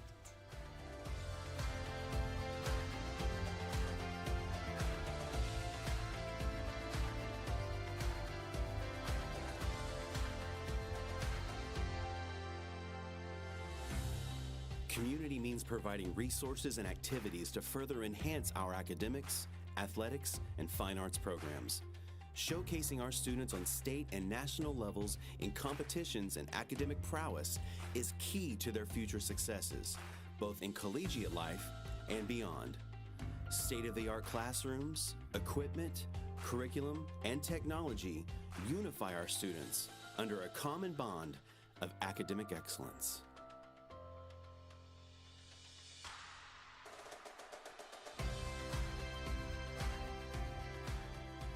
Community is starting new traditions and building a championship culture. Community is building champions for life. It's creating an environment that inspires our students to achieve their highest academic, athletic, and personal potential. Community is showing up in droves of black and gold and cheering the Tigers on to victory. Community is taking pride in working together. Community means a sense of belonging where all our students feel accepted and loved.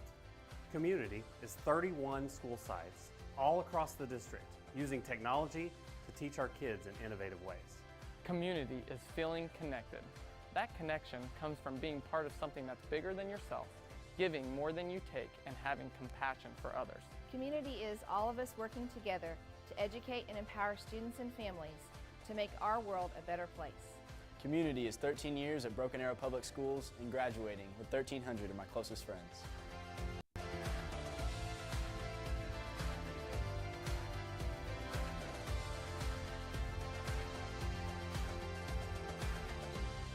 Community means togetherness. Community means support.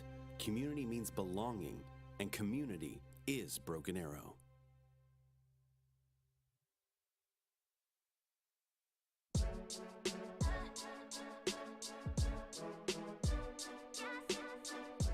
Hey Tiger football fans, I'm Madison Dildine and we're here at Tiger Memorial Stadium about to go 100 yards with head coach Josh Blankenship. You ready?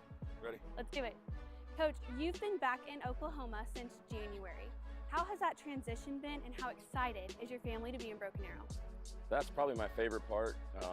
You know, I'm from here, my wife's from here, all our family's here, and then to get to bring our kids back here and experience what we grew up and got to experience has been one of the neatest things. That's awesome. Going back to winter workouts when you first arrived, up until now, the very first week of the season, how much growth have you seen from this team? A lot of growth.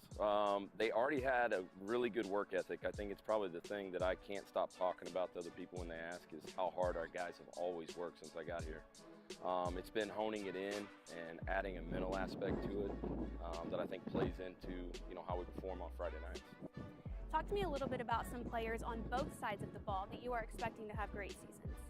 Well, there's the two guys that everybody knows about, Marion Horn and Robert Spears-Jennings, that have gotten a lot of the offseason accolades and the attention from recruiters, so we expect big things from those guys. Griffin Stever's going to step in as a first-year quarterback. You know, you're going to be a quarterback for a program this big. We have big expectations. Any of the seniors, especially returning players, you've got some guys in the secondary, Jacob Jennings and Javion Franklin. We've got some guys up front, Mitchell Banning. Guys on the other side like Evan Robinson, and I could go on and on and on of guys that have some game time under their belt, and so you expect guys that have that experience to perform. Talk a little bit about the coaching staff that you've assembled. Love my staff. I think that's another perk of being at a place like Broken Arrow is this is a place other people want to be. So I kind of had the pick of the litter, so to speak, and getting the top guys that I wanted here. They've done nothing but impress me, and the way they develop relationships with their players has been awesome. As we get near the end zone, your message since you've arrived has been to the tree. Tell Tiger fans what that means to you and to this football program. Well, for me, as early back as the interview process, that was one of my main questions is, what happened to the tree? As a kid growing up in this area, that was the icon of Broken Arrow football, at least from an outsider at the time. And I wanted to find a way to tap into that tradition that I know means a lot to the people that played over at Kirkland. But then what could we do to make it a little modern to something the guys would buy into now? And simply put, everybody works hard.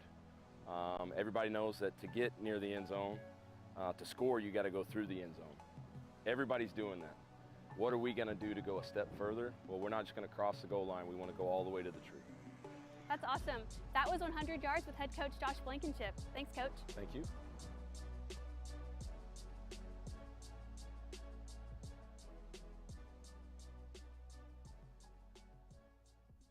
This great graduate has devoted himself to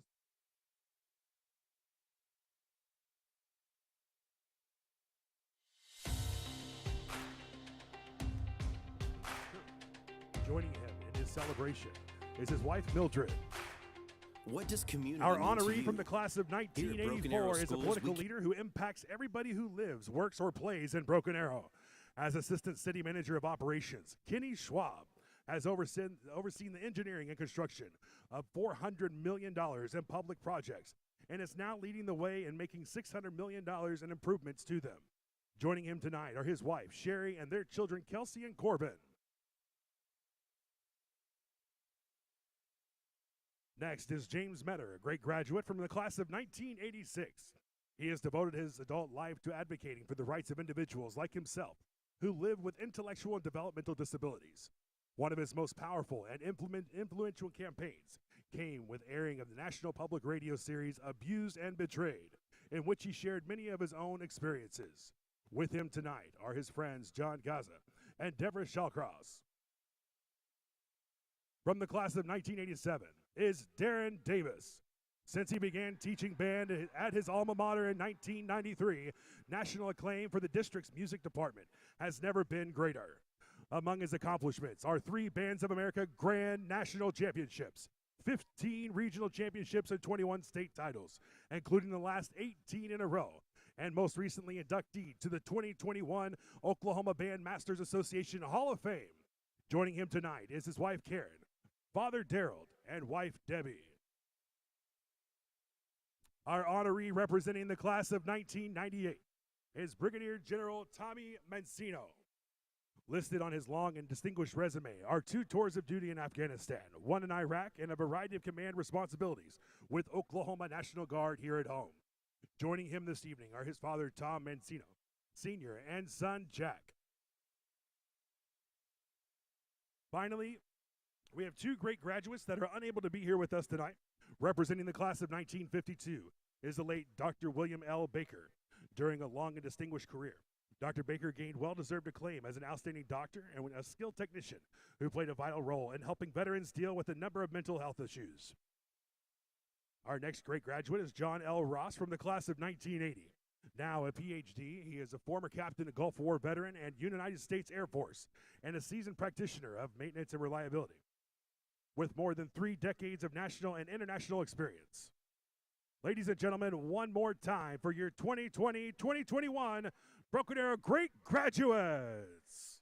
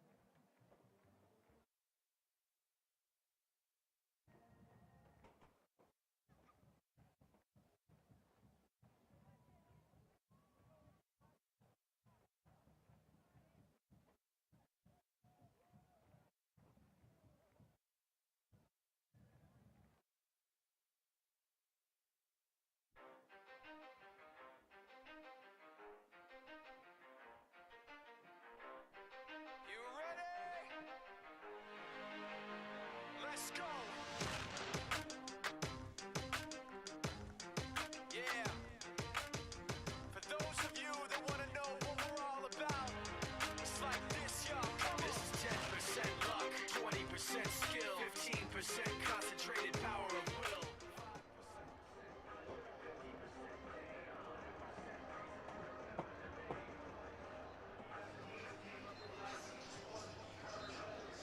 21-7, your halftime score. Broken Arrow leading over Yukon at the break. The Tigers will get the ball to start the second half.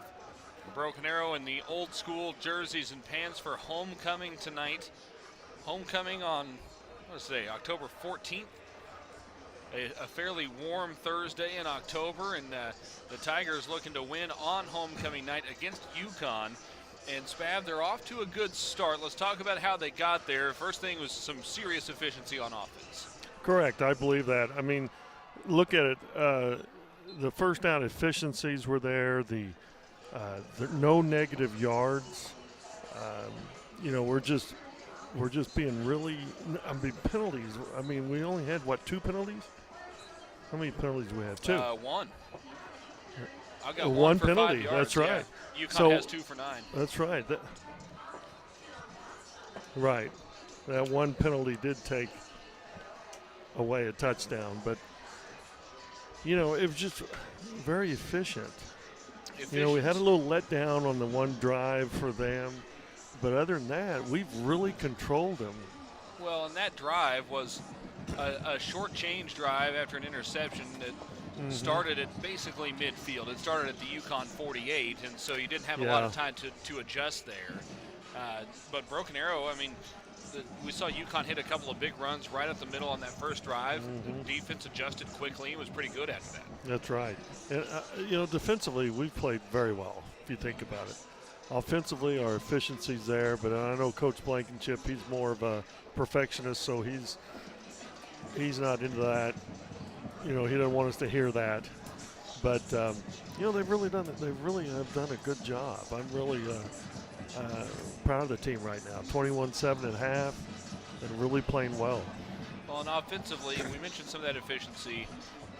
You had the interception, turn it over on downs, but the offense is yet to go 3 and out in this game, and that's something that we've seen. Yes, Some of you that's talked a good about that in point. the pregame, that you wanted to see consistency. You didn't want to see a good drive and then you sputter and go 3 and out on the next drive. They have not gone 3 and out yet tonight, and that's a sign of starting to see some consistency. That's a build good for this point. offense. Very good point, because that was one of my deals. I wanted to reduce the number of 3 and outs, reduce the number of penalties.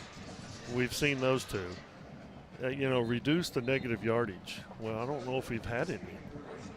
So it's been really a good half for us. And it's things that we needed offensively more than anything. Defensively, we've been playing pretty well. Now the question is, can you continue to keep your foot on the gas? Because Yukon has made this a game and a close game each of the last 2 years. It seems like also in the fourth quarter, we just don't play very well in the fourth quarter. And I'd like to see us continue to do that. Real quickly, let's go down to the sidelines of Madison Dildine. Madison, we didn't have a chance to go over the officials pregame. Can you give us an update now? Oh, I can see Madison talking. Madison, let's try that again. There we go. Yeah, guys, we've got Andy Bruner, Tyler Montgomery, Rob Gully, Jeremy McCurley, and Marcus Dolan. Guys.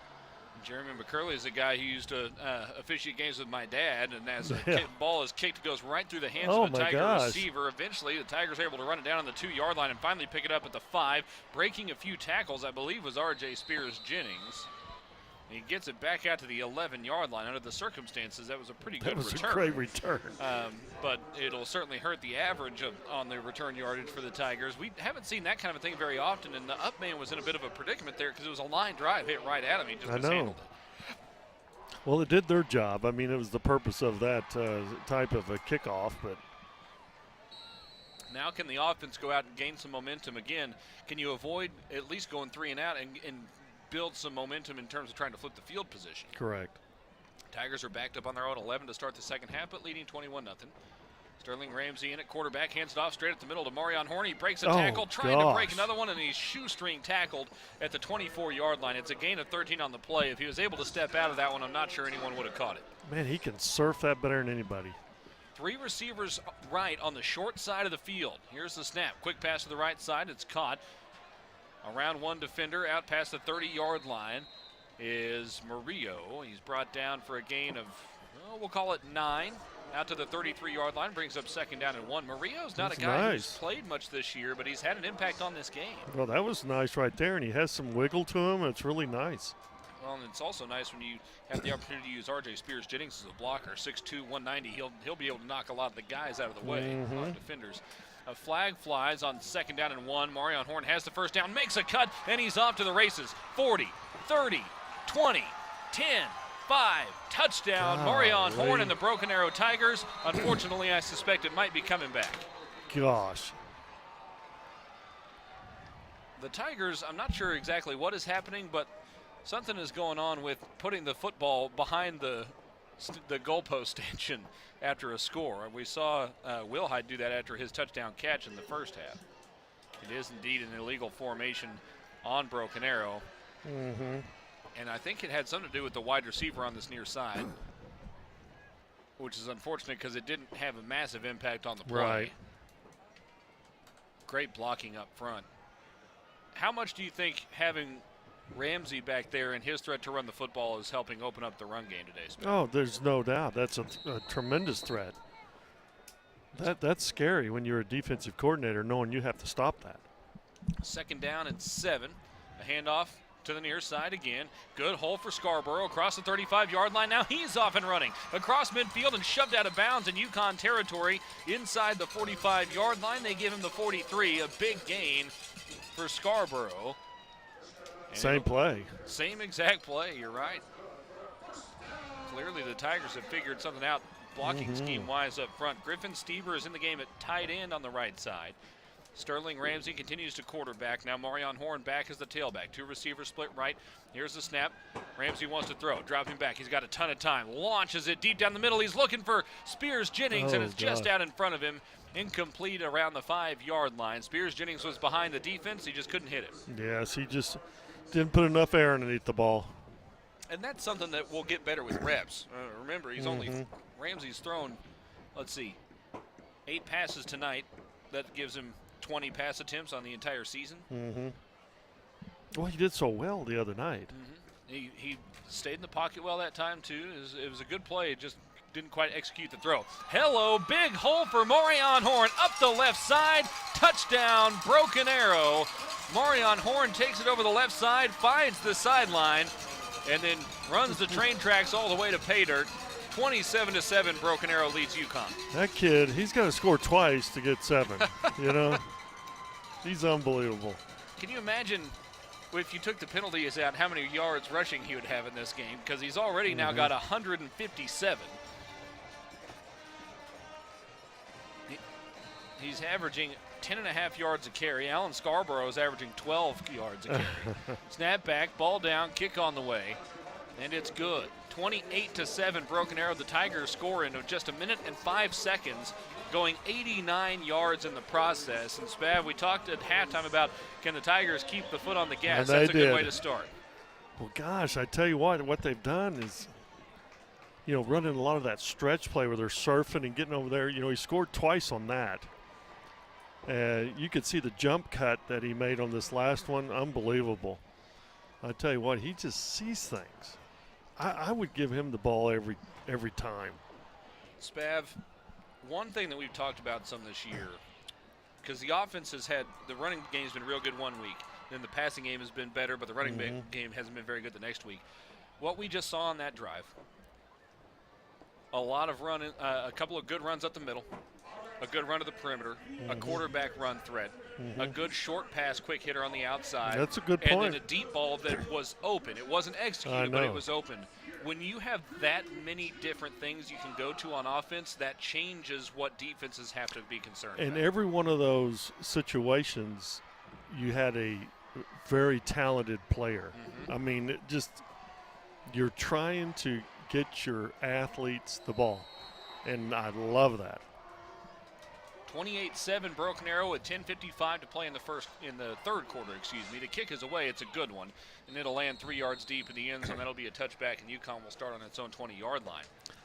See, too many coaches, they want to run their offense.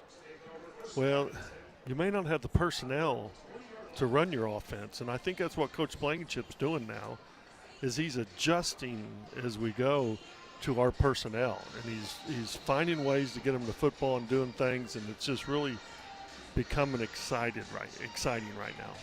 not to get all philosophical on you, which I can't because I didn't take any philosophy classes, but what is an offense other than getting the ball to your playmakers? Well, some people just run an offense, though.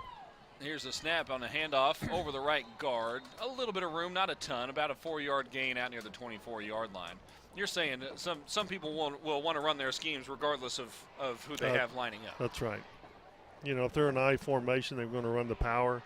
You know, they're going to give it to their best tailback. I understand that, but they're not doing things. You might not be taking advantage of the talent you have at wide receiver. Exactly. 2 receivers right, 1 left, 2 backs in the backfield, including big Wesley Adams, the fullback to the right side. Motion to the backfield. Here's a snap, handoff to Day, trying to cut it back over the right side. He's hit at the 28-yard line, stacked up and pushed back. They'll mark him just shy of the 30-yard line. It'll bring up 3rd and short. God, he took a good hit, too. Day is able to bounce off some tackles. We were not provided a roster with sizes listed on it. However, if I had to guess, I'd say Day is probably 5'10"-ish and probably 170, 180. Mm-hmm. He's a good-sized tailback. Oh boy. They gave him the first down there. They marked him at the 30-yard line. So it'll be 1st and 10. 2 receivers stacked to the right, very close to the formation with the ball on the right hash. Yukon moving left to right. Here's a handoff to Day up the middle again. He's hit on the left leg. Chopped down for a short gain, about 2 yards out to the 32-yard line. Brings up 2nd down and 8. You know, that play, they just keep running the plays. You know, it has some success, but I think where they had more of the success is when they're leading the guy in front of them. Just creating more. See, we just have a 1 linebacker set there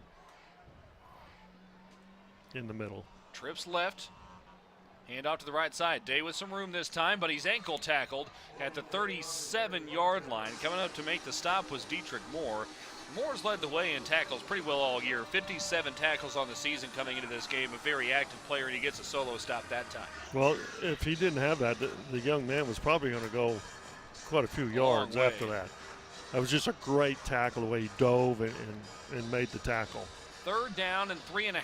Yukon needs its own 40-yard line to move the chains. Trips bunched right to the boundary for the Yukon Millers. In the shotgun is Dutton. He takes a snap, hands it off to Day. He's wrapped up at the line of scrimmage and stopped cold. No gain on the play, brings up 4th down and just shy of 4 yards for Yukon. 8.5 to play in the 3rd. On the stop, Mitchell Banning alongside Briley Ferguson. And now Yukon is in a little bit of a tough spot here. Early in the game, Spav, you surely would have punted this. Right now you're down 21 in the 3rd quarter. They know it. Offense staying on the field on 4th down and a short 4. 2 receivers right, 1 left, 2 backs in the backfield. Dutton in the shotgun.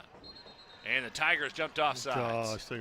Just barely got Trey Federhoff on the hard count to get into the neutral zone. It wasn't by much, but it was by just enough. And that'll move the chains for Yukon. Now their playbook's going to open up a little bit more because they're close to midfield now, and you can run anything in your playbook. We're pressing the corners now. 4 down linemen for the Tigers on the near side. Got a new corner in the game for Broken Arrow. Check that, it's Jalen Franklin. Here's the snap. Dutton running left, spins off of a tackler, and he falls down for a gain of about 11 into Tiger territory at the 48-yard line. And up to move the chains again. It'll be 1st and 10 for Yukon now in Broken Arrow territory. Now see that, having the quarterback run the ball, you can see that's a perfect example of what it happens for us. So if we have like a tailback running it. Especially with so many wide receivers in the game right now. You got Bunch left, 1 receiver right as well. Here's the snap. Fake pass. Now Dutton wants to dump it over the left side. It's caught at the left sideline, inside the Broken Arrow 20-yard line. A foot race to the end zone, and it's a touchdown for Yukon. Wow. On the catch and the score there, Heath Sperry, the wide receiver, acted like he was going to block, snuck out at the left sideline. They hit him for the score. What was interesting is we were pressing number 2. We took a shot at him and missed and fell down, and of course he wasn't the receiver, but that was just a crazy miscommunication. Officially 48 yards on the touchdown pass from Dutton to Sperry. 28-13 the score with the PAT unit on for Yukon. 7:17 to play here in the 3rd. A lot of scoring action here early in the 3rd quarter. 2 touchdowns already. Well, they would have punted if we didn't jump offside. This is true. That penalty kept the drive going. Snap back, a little high this time. Ball down, though. Kick on the way. And it's good. 28-14 the score with 7:17 remaining in the third quarter. Spad, that's something to keep an eye on. We've seen a low snap back on a PAT now from Yukon and a high snap. There's a little inconsistency. They're all over there. the place, aren't they? So if it comes down to a point late in the game, be prepared for it to get a little hectic. Well, even their punt team, the punter, it's just slow. It's got an arc on the ball. The deep snapper listed as Caleb Hubbard for the Yukon Millers. Again, Yukon came into this game at 2-4 on the year, but both of those wins in district play. 2-1 in the district. That has them tied with Broken Arrow for second in the district. Behind only the Jinx Trojans. Yeah.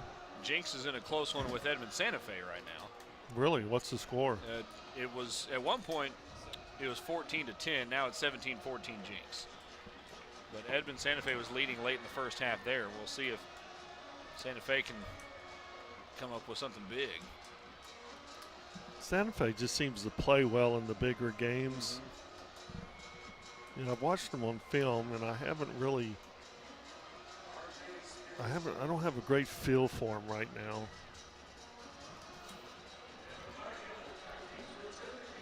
Ball teed up on the 40-yard line.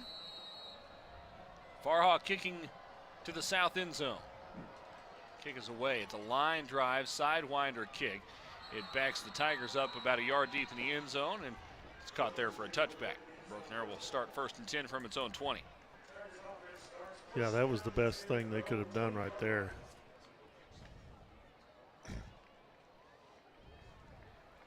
Broken Arrow has gained 309 yards tonight, 218 of them being on the ground, and 157 of those coming from Marion Horn, who's having a big game. Gosh, he is. Averaging 10.5 yards a carry. He's got a touchdown on the ground as well.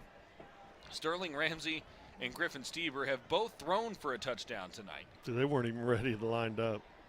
Snap on 1st and 10. Not a whole lot going on the handoff up the middle that time. A couple yards out to the 22 for Marion Horn. Brings up 2nd down and 8. The Tigers 3 for 6 on 3rd down. Yukon just 3 for 8. Broken Arrow, though, of the 3 times they've missed on 3rd down, they've gone for it all 3 times and made it 2 of those. Here's the snap, hand out to Horn up the middle, dragging a defender forward out near the 30-yard line. They mark him just shy. It's a gain of 7, and it brings up 3rd down and 1. Love it. Marion Horn committed to play at Texas Tech.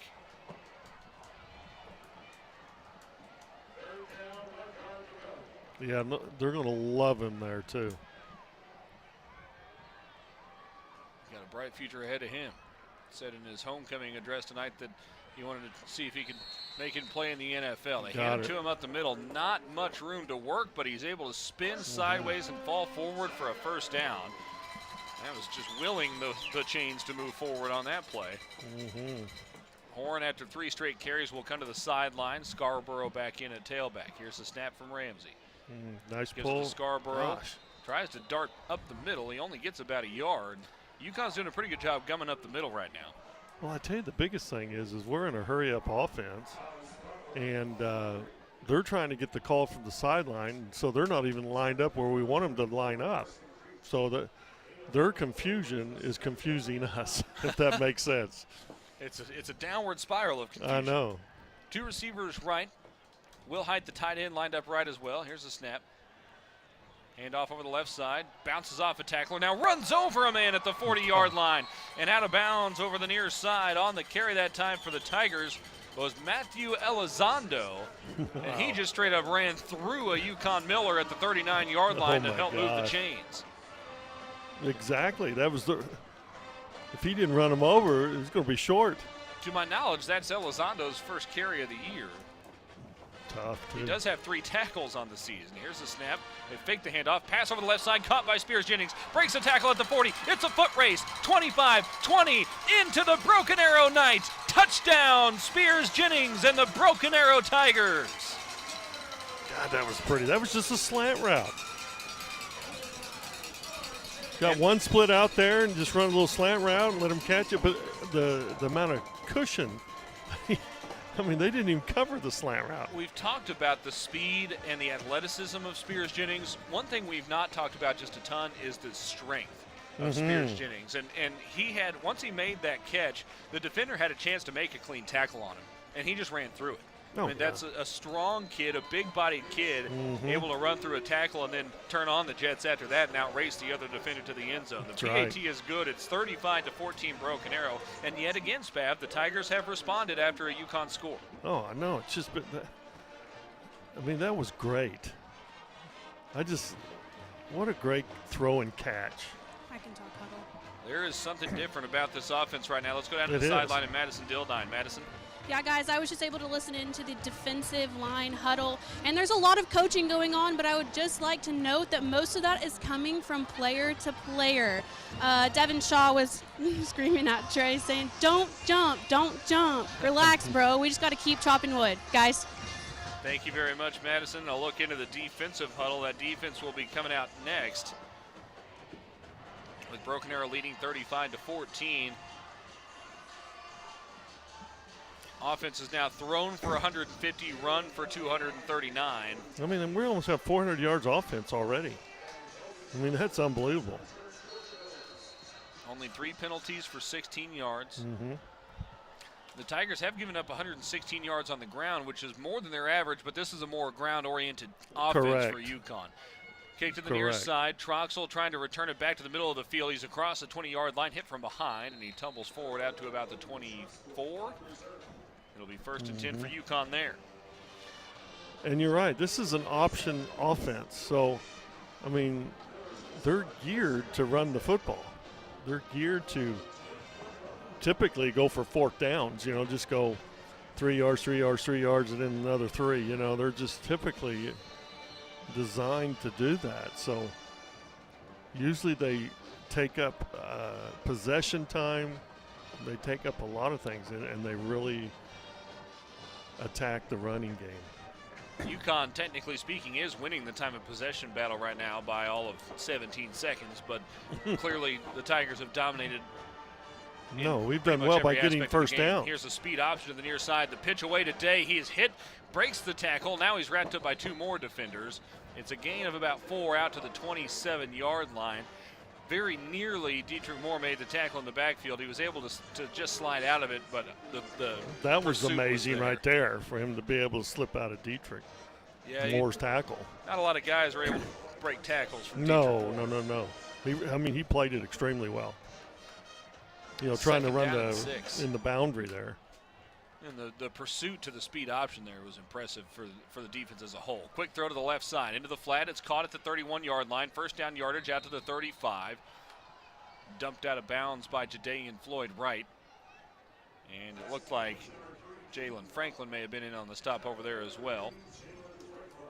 Hahn with the catch. It'll move the chains. 1st and 10 Yukon from its own 35-yard line. Ball on the left hash. Moving left to right. Approaching the 4-minute mark of the 3rd quarter. Tigers by 21. Here's the snap. Handoff right at the middle. Day sidestepping his way through the defense. He's hit and knocked sideways. Now piled up and eventually brought down as forward progress gets him out to the 41-yard line. Leading the way on the stop that time for Broken Arrow was Donnie Reed. They're setting something up again. They have the bunch. They're getting a bunch of receivers now, and that's what they scored on. So they're going to do something with this bunch. They're not bunching now, but they got something up their sleeve. Trips right on the wide side of the field, 1 receiver left. Dutton takes the snap, looking right. Now evades the pocket, launches it up the field. It's caught at the 44-yard line of Broken Arrow. Jalen Franklin on the stop, spins the receiver down there. The catch was made by Johnson. That was a nice throw and catch, actually. Some good patience in the pocket for Dutton. I thought he was going to take off, and he I stayed did too. Or throw this flare out here. They had a tailback flare. For a guy who primarily quarterbacks an offense that runs the football, he's thrown it pretty well tonight. 5 for 9 for 78 yards, a touchdown and a pick. Here's the snap on 1st and 10, handoff straight up the middle. That's the big fellow, Wesley Adams, the fullback, powering his way forward. down to the 37 of Broken Arrow. It's a gain of 7 on the play, bringing up 2nd and 3. The Millers are starting to figure some things out offensively. They are. I mean, they're mixing things up quite a bit, too. You know, throwing the ball in there. Well, this is a good chance for Broken Arrow to make an adjustment. Mm-hmm. And offense is starting to push the right buttons. How do you switch things up and win the battle here? Well, they're going to find a way to put pressure on them. Trips left on 2nd and 3. Dutton wants to throw again. Looking deep. Now he's under pressure. Running to his left. Still sprinting out of the pocket across the out-of-bounds marker. Going to be still short. Got about a yard, maybe a yard and a half. It'll bring up 3rd down and 2. Again, good pursuit from the Tigers and better pressure up front that time. It was Federhoff that initially chased him out of the pocket.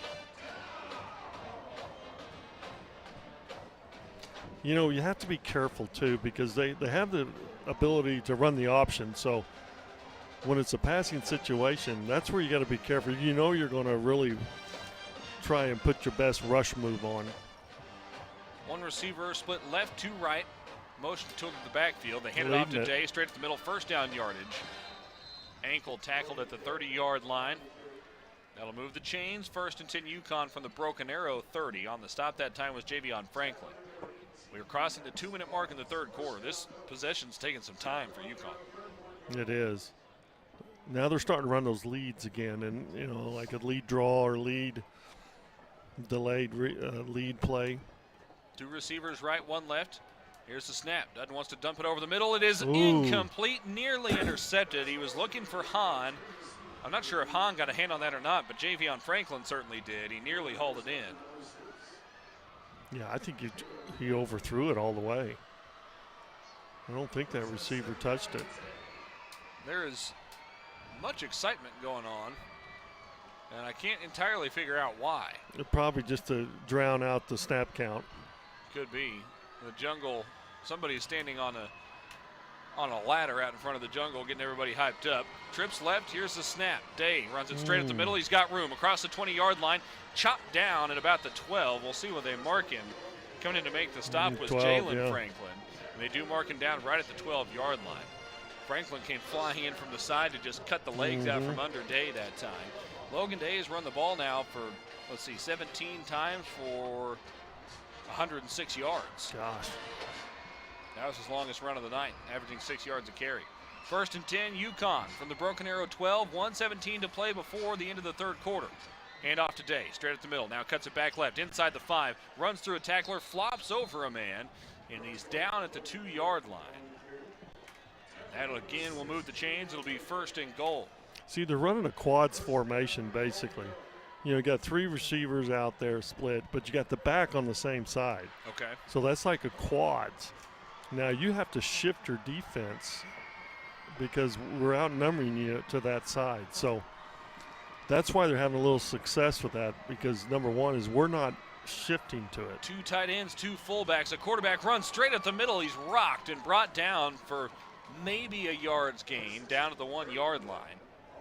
Dang. Dutton put his body on the line there, and he took the worst end of a lick. He got hammered, didn't he? Right back to it. It's Dutton again. Quarterback power straight up the middle. He's stacked up. I'm not sure that he got there. There's no signal yet. There's the signal. He's short. Only about a half yard on the play. It brings up 3rd and goal. Just from outside the goal line. Now the Tigers are going to have to find a way to get some penetration at the middle here. See how they're hurrying the offense? Yep, right back to it. Same formation. 2 tight ends, 2 fullbacks. He's undercut. Dutton is down for a loss. Back to the 1-yard line. Flying through was Javion Franklin for the stop, and it brings up 4th and goal. See, this is where I think they're wrong. I know this is the end of the 3rd quarter. That is the end of the 3rd quarter. More on that when we return in just a moment. After 3, the Tigers lead 35-14 on homecoming at Broken Arrow. We'll take a break, flip the field around, and be back with more in just a moment. This is Tiger Football on ArrowVision.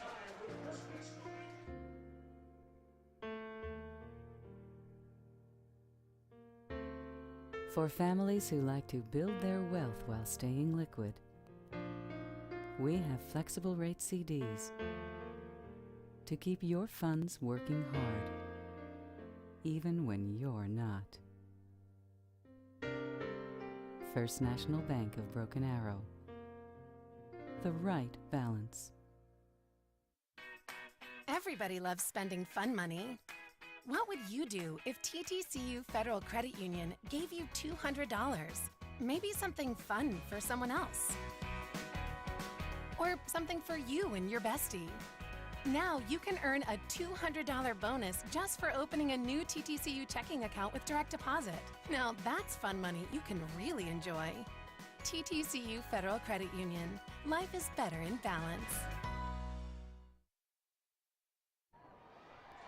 4th and goal coming up for Yukon from inside the Tiger 1-yard line. Broken Arrow leads 35-14, and the Tigers are trying to come up with a big stop here to start the 4th quarter. Spav, Yukon's been unable to do it so far. They're running on a couple of guys late here. It's that same heavy formation. Here comes Dutton, the quarterback. 2 fullbacks right. He takes a snap, option to the right side, fakes the pitch. He's stacked up, he's wrapped up, he's brought down, and he didn't get in. The Tigers with the goal line stand, and they get the ball back. Was that not great? I mean, we're talking about a stop from the 2-yard line.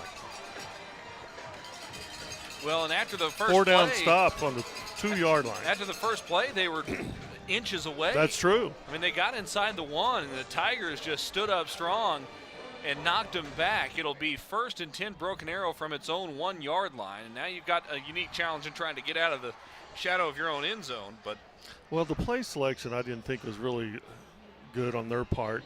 You know, obviously they're not able to attack the middle on us in that case because we had everybody in the kitchen sink right there in the middle. Sometimes you need to try and get it out on the perimeter. finally did on that 4th down play, and the Tigers flowed the ball really well. Well, what do they do on 1st and 10 from the 1-yard line? Shotgun set.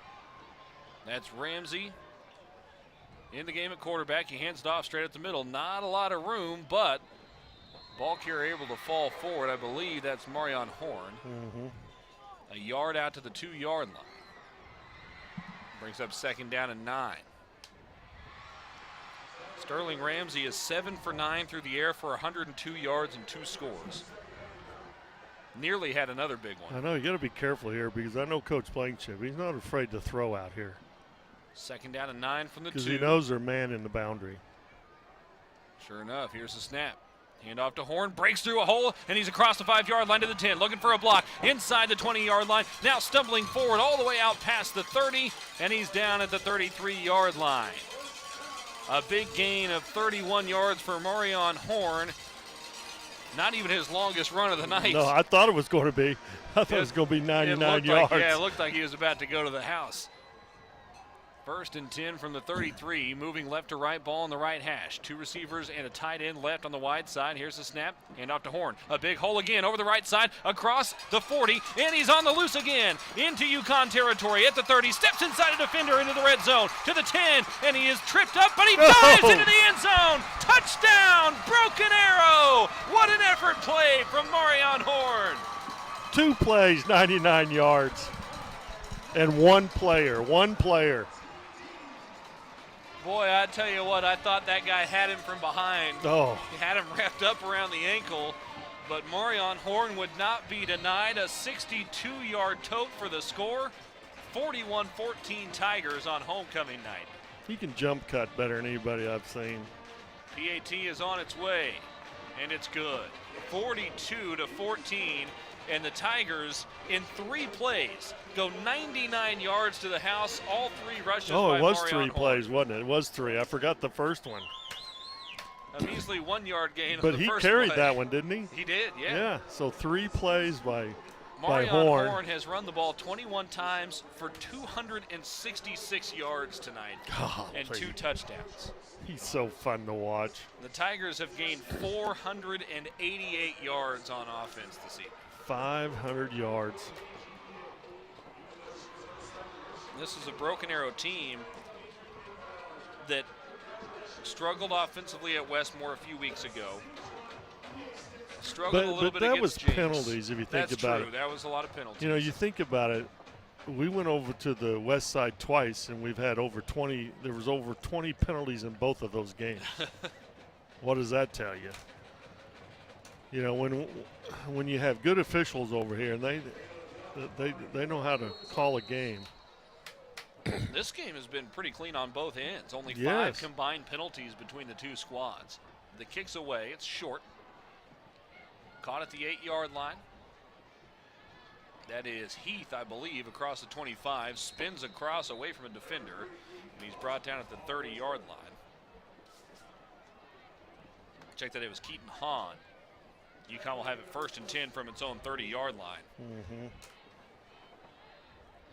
Boy, it looked like Yukon was going to get back within a couple possessions. I know. They had 1st and goal from the 1. The Tigers get 4 straight stops to get the ball back, and then Marion Horn carries it 3 times, goes 99 yards the other direction for the score.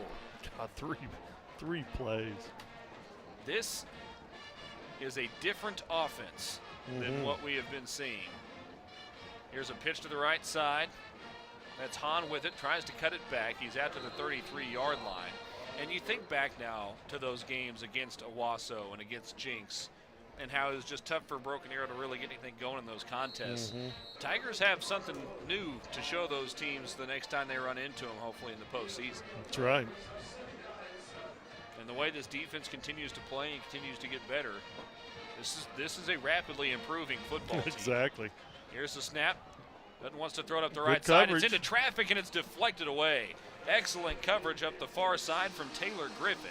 He gets the pass broken up, his first of the year, according to my stat book anyway, and brings up 3rd down and 7. See, now we've taken them totally out of their game plan now, so they're panicking now. They're trying to get the quick score, and that's what they shouldn't do.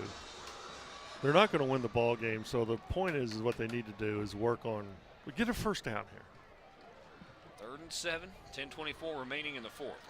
Trips right, a little arrow stack. Here's the snap, handoff to Day, trying the left side, hit at the line of scrimmage. He's able to fall forward for a few out to the 36-yard line, but no more. It brings up 4th down and 4. And that seems like a play that Yukon ran knowing that it was going to go for it on 4th down. Make it 4th and manageable. Yukon tonight, 4 for 10 on 3rd downs. Yeah. And now they're going to switch it out. The punt team comes onto the field. Yeah, I don't blame them. Excuse me, make it 4 of 11 on 3rd downs for Yukon after that last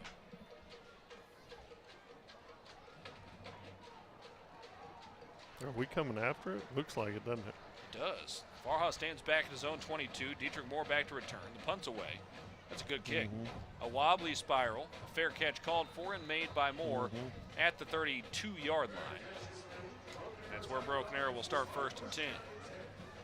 9:33 remaining. The Tigers suddenly find themselves in a situation where they're probably going to get some younger guys rolled in here and get some experience down the stretch. Well, they can do it right now.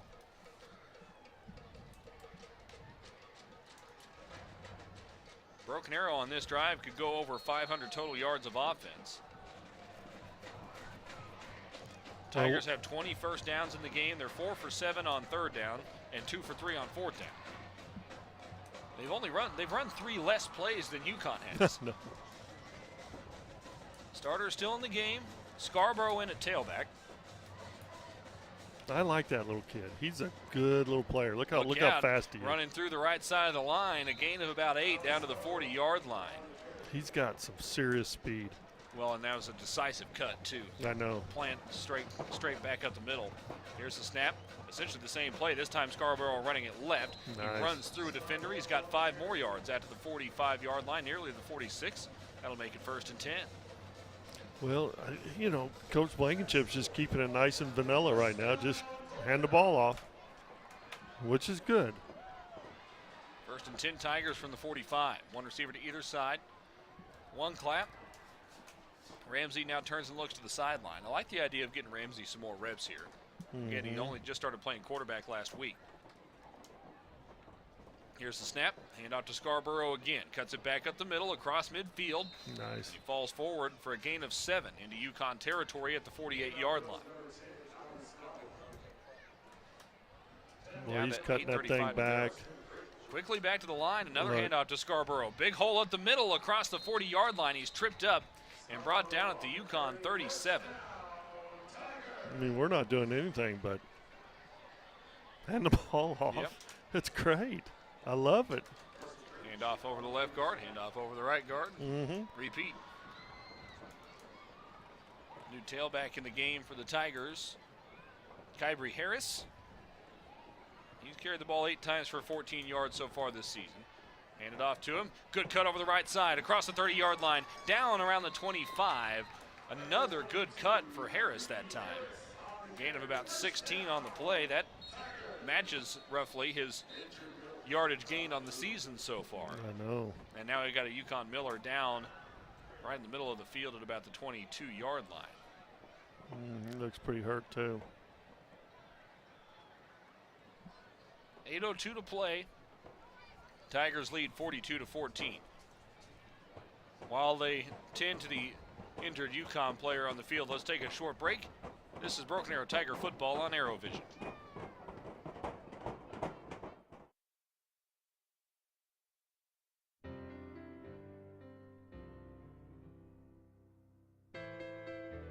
Just a reminder, there will come a time when they can no longer share a bedroom. That's why we have a complete array of home loans, so that dream of more space can come true. Right on time. First National Bank of Broken Arrow. The right balance.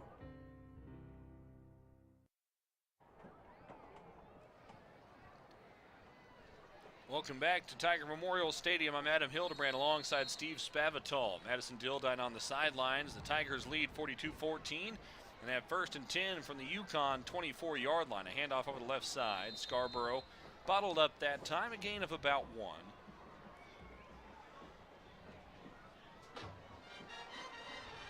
That makes it 2nd down and 9.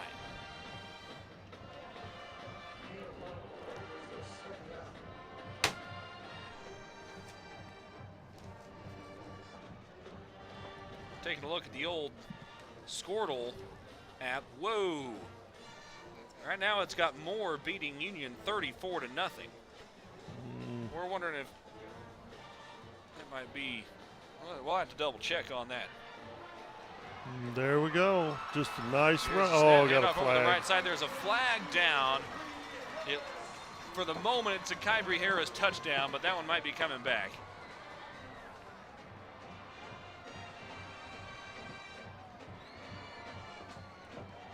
The flag's down at the 10-yard line. That's about 14 yards past the line of scrimmage.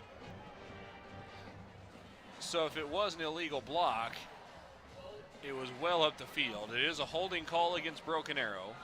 They'll mark it off from the 10-yard line, so that'll put the ball on the 20. And that will make it 2nd down and 6 now. So another touchdown called back. That's at least 4 in the last 2 games. Exactly. One receiver split right, one left. A tight end to either side. Harris to the left of Ramsey, the quarterback. Here's the snap, handoff to Harris again. He's hit, spins off the tackle, moving forward down to the 17-yard line. He's stacked up there, and they halt his forward progress there. Harris burst out of the pile on the far side, but they had already blown the whistle. Brings up 3rd down and about 4. 6:40 to play. Broken Arrow leading 42-14.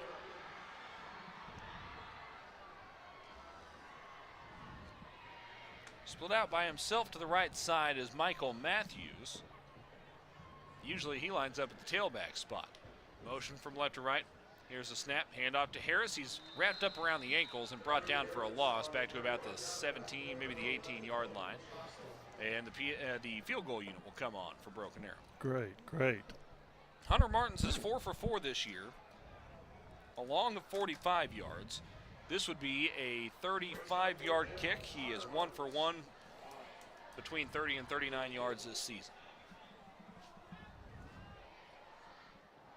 Yukon coming up the middle, snap back, ball down. The kick is on the way. It's plenty long, and it is good. Great job. Hooked it inside the left upright, and Martins continues his perfect streak, 5 for 5. That's a weapon, isn't it? Level. It yeah. is. I'm just glad they practiced it, did it, because a lot of teams right now, they just forget the field goal. Man, that's crucial. You want him to be as comfortable as he can Absolutely. be in kicking in game situations. Yeah, you can't get good unless you try them. 45-14 the score with 5:35 remaining. Broken Arrow leading Yukon. This is a series that in the last few years has seen very, very close, tight football games. And Broken Arrow would not allow that to happen tonight. We talked about this at halftime, Spav. Could the Tigers keep their foot on the gas? They've done that and then some in the second half. Right, exactly. And especially in the fourth quarter, because this seems to be, the fourth quarter seems to be our weak element in our game right now, is how we handle the fourth quarter.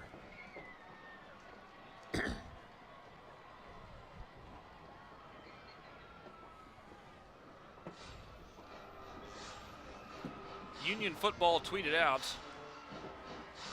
yesterday that the game against Moore is Friday, October 15th. It was previously scheduled for Thursday. So somebody is playing around on the Squirtle app a little bit, trying to fool some people. Here's a line drive kick. It is dropped on the far side by the returner. And now he's bringing it over the left side to the 15, out to the 20. Hit from behind and spun down out near the 25-yard line. That was Keaton Hahn on the return.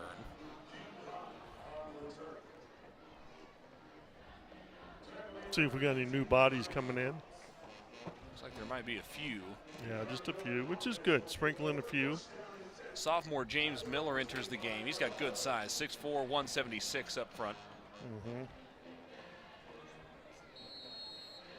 Donovan Hardaway is the corner on the near side. Chris Berger, I believe, is lined up. No, that's Daw Atchison out at safety. Tigers actually have 3 number 4s on the roster, but I think that's Atchison that's out there. 2 receivers right, 1 left. Here's the snap for Yukon. Handed off straight at the middle. Not a lot of room to work for Hahn. On the tackle that time for the Tigers was Elizondo.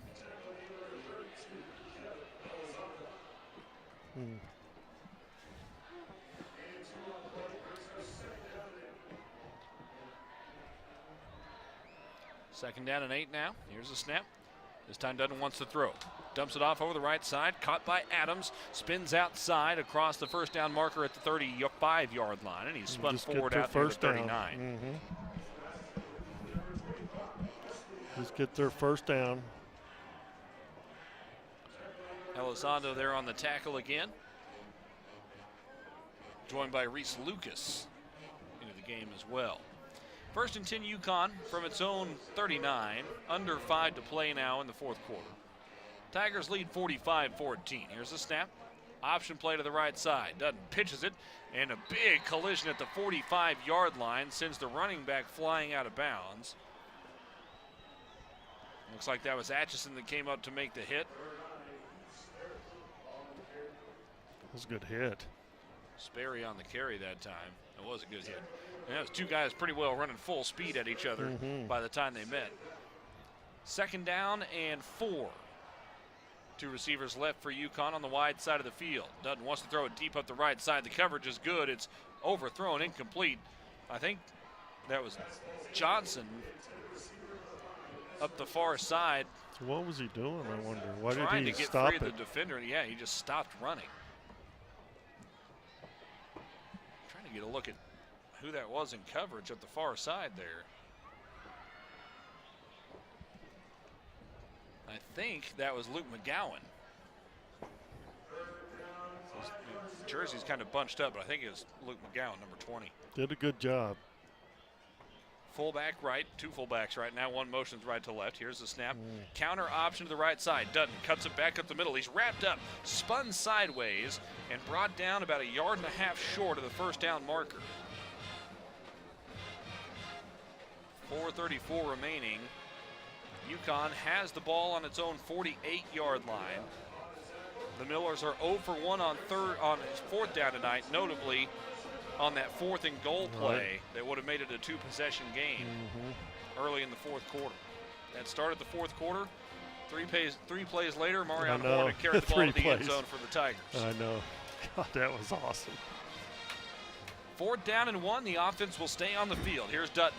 Shotgun set, running back to either side. Motion into the backfield now. He hands it off straight at the middle, stacked up, pushed backwards. Short. I'm not sure he got it. He might be short. They're marking him short. The Tigers come up with a second 4th down stop on the night. Everybody in there on the stop for the Tigers that time, but leading the way for Broken Arrow was Ellis Tomlin, the 6'2 senior, and the Tigers forced the turnover on downs for a second time tonight. 3:55 remaining, and Broken Arrow gets the ball back. I know. You know,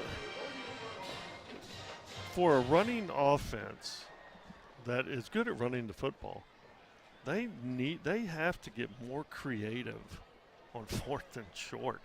Their 4th and short game is horrible. They need to get more creative on it. We apologize to everyone in attendance here tonight. You have to look at me and Spav's faces up on the Jumbotron right now. Oh. I've always been told I have a face for radio. Spav is bringing up the picture, to be honest, but we're sorry everyone had to be subjected to that. Look out, big hole over the left side. The Tigers inside the 20-yard line and knocked out of bounds around the 15. On the carry that time was Lee Ivy, the sophomore running back, getting his first carry, and he found the edge on the left side and scampered up the sideline in a hurry. Some speed, too. First carry of the night, I should be specific. First down and 10 from the 15-yard line.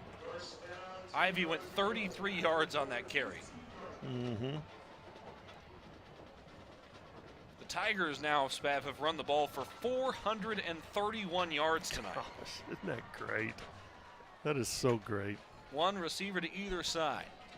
Here's the snap, new quarterback in the game. They hand it off to Ivy again. He's hit in the backfield and brought down for a loss of a yard, back to the 16. In at quarterback now for Broken Arrow is Taylor Griffin.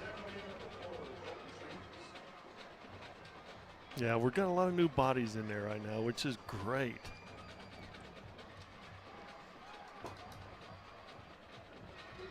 Well, now we'll have another new quarterback in the game. Here comes Austin Newell.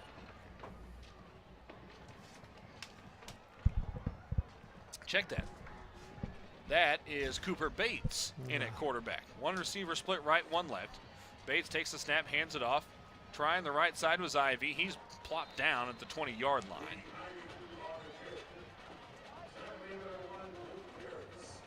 Loss of about 4. That brings up 3rd down and 15. Yeah, they're putting all these new bodies in there, so there's only so much you can do offensively. You know, they're still trying just to run the football, which is what you need to do. Caleb Young checks into the game as a receiver. But you can see there's a big size difference right now. The Tigers are trying to figure some stuff out personnel-wise right now. Back into the game at quarterback is Taylor Griffin. He sends 2 receivers left, 1 right, pistol set here. The play clock running down to 2. They get the snap off, dumps it off over the left side. It's off the hands of the intended target and incomplete. I love that route. Just a drag route over the middle. It was intended for Gavin Lehman. Mm-hmm. And that brings up 4th down and 15 from the 20-yard line. 2:16 to play. Tigers lead 45-14. Always good to have a homecoming win, and this one has been in dominant fashion. Oh gosh, we needed this. We needed it really bad because this isn't really a bad football team. I know they were just, what, 2-2? 2 and 3 coming in. 2 and 3. Here's the snap. Handoff straight up the middle. Ivy is somehow kept on his feet. He was kind of writhing around. It looked like his ankle might have been twisted a little bit in there. One of the linemen, Justin Chesser, kind of held him up from going down, and it results in a gain of just a few, and that will be a loss of down for the Tigers. Yukon gets it back on its own 19-yard line with 2:09 remaining, and again, some newer players coming into the contest for Right, we got Broken all Arrow. new defense in there, so. A senior is in the game, Connor Willie at defensive line. Trying to get some other numbers of guys who are in there as well. Demarius Reynolds into the game up front. Also on the defensive line right now is James Miller. Several new linebackers in the game as well. Yukon has it. 2 receivers right, 1 left. Now motion into the backfield. Here's the snap. They hand it off on the jet sweep over the right side. The defense rushing nice to the aid of the tacklers on the far side, and leading the way that time for the stop and no gain was Donnie Ree. A great open field tackle, wasn't it? Yeah, absolutely. Ree was the starting safety for much of the year, so he's got plenty of experience. He's helping to kind of lead that group on the backside right now. But excellent flow to the ball there defensively for Broken Arrow, and no gain on the play. And that's what you want to see with some of these young guys in there. You know, you're not trying to do anything special or wacky scheme-wise. Just go in there, run hard, get to the football, and make clean tackles. That's right. Here's the snap on 2nd down and 10. A handoff to Day over the right side. He's stacked up and brought down for just a gain of about 3 yards out to the 23-yard line.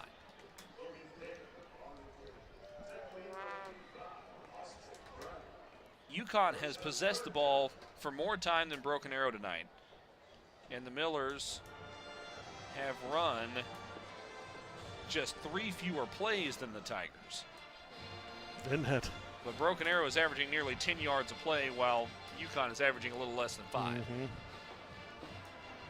Under a minute to play. We were just so more creative, it seemed like, offensively tonight. Explosive, just, you know, the tight end screen and some little things, the pop pass. Here's the snap, handoff to Day up the middle. He'll move the chains as he gets out past the 30-yard line. Brought down at about the 31.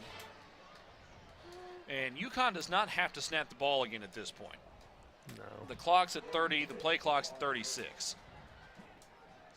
We'll see if the Millers elect to do that or not. And it looks like Yukon will snap it again. 4 down linemen for the Tigers.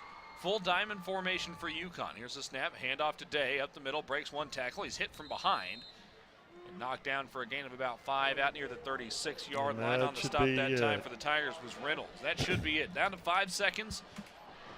3, 2, 1. Call it. 45-14. Broken Arrow wins it on homecoming over the Yukon Millers tonight. Nice win. We needed that so bad. Not the win. I mean, we needed the win, obviously, but how we won. But that was as complete of a victory. Yes. It seems to me like, as we've seen for Broken Arrow, certainly since the Mansfield Legacy game, and maybe even more so than that one, but I think we can all agree that Yukon is a better football team than Legacy was. Yeah, and also, you know, Yukon was better than what we've been facing the last few weeks, too. So, you know, you could see some of the things. I remember the last time Coach Blankenship came off the field and he said, we need more offensive consistency. This was last game. And he did that. He's been working on it and did it.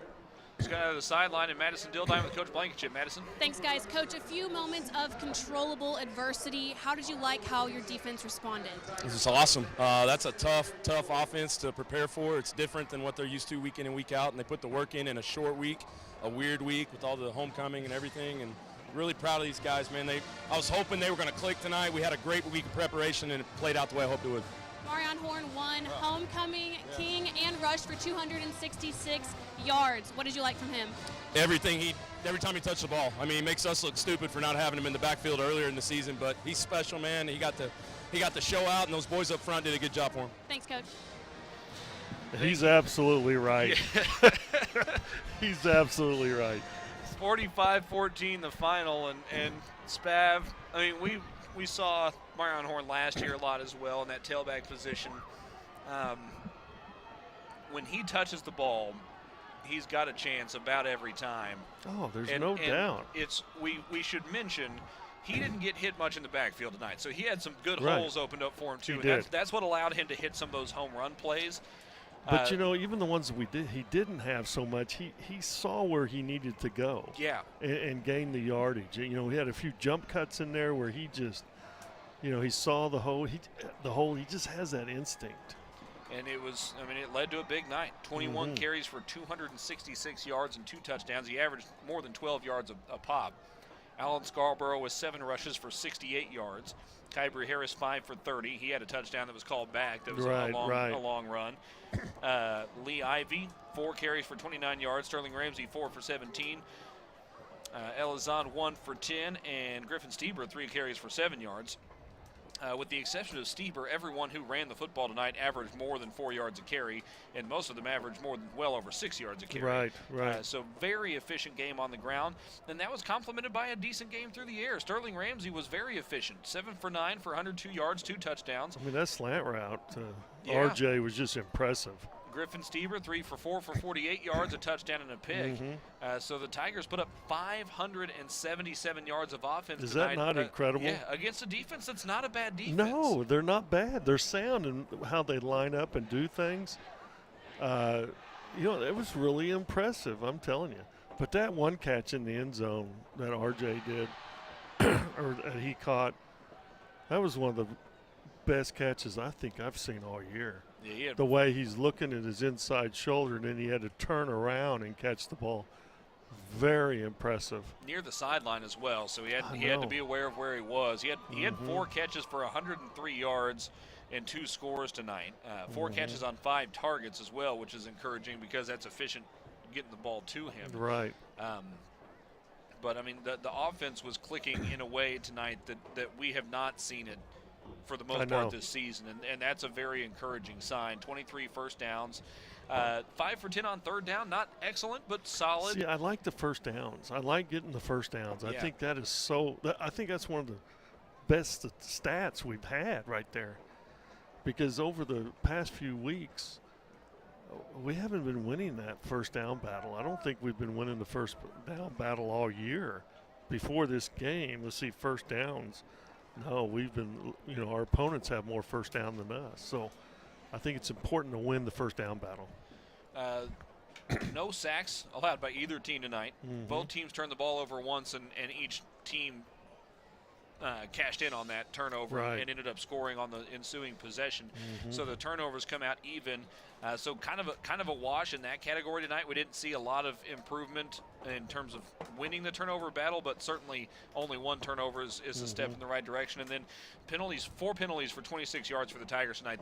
We've seen that consistently improve over the last few weeks. That was one of my keys is for this game is not only have the offensive efficiency, but like I said, is reduce the penalties, the turnovers. The negative yardage, and they did all these things. The 3 and outs, they did all these things, and that's what makes us. We could have a very powerful offense. We really could, because we have great skill players, and it could really be a factor. 45-14 the final. Let's go down to the sidelines one more time, and Madison Dildine for some final thoughts from her on the evening. Madison, a good victory on homecoming night. Absolutely, guys. In my opinion, I thought that they played really relaxed but still remained focused, and to me it looks like we found our groove. Madison, again, a teacher. She's a BA alum now, a teacher. Is there a homecoming dance tonight? Do you have to go chaperone next? No, it was last weekend, but I was a chaperone. So I was off on my timing, but I was wondering if you might have that responsibility. Madison, thank you for pulling double duty, and we'll talk to you next week. And she's an English teacher, so she knows all the right words to say. She needs to work on me a little bit. I think chaperone's a French word, though, right? It seems French. I can't back that up. But she needs to work on me. 45-14. Yes. I'm being told our spotter Jeremy Bryan is also an English teacher, and he also ensures me that is a French word. So that gives me some confidence. All right, Spaz, I'm surprised he hasn't been getting all over me for all the. Hey, how I butcher the English language. Pretty sure I didn't use matriculate properly earlier, and he didn't jump on me for that. So 45-14. We talked about the offense some. Let's quickly touch on the defense before we wrap up, because the defensive side of the ball was good tonight as well. I thought it was great because, as Coach Blankenship said, it's hard to practice and to defend an option-type offense. You don't see that. We're not going to see it again all year. And so it's very difficult to defend, and I thought we did an outstanding job. They couldn't get the ball on the perimeter. That was great. That was one of my keys was you cannot be outnumbered in the perimeter, and we weren't. We did a great job with the option game on the perimeter. They had a few times where they were running successfully in the middle, but when they started having the success, they were leading another guy up there. And by having our guys spread for the perimeter attack, they're creating an extra body inside there, but we still did a good job by maintaining it. The Tigers now 4-3 on the year. They're 3-1 in district play, and we've talked about this some, but defensively, you're on your third defensive coordinator in 3 years. You got an entirely new coaching staff overall this year, and you That's had a good point. very strong start to the schedule.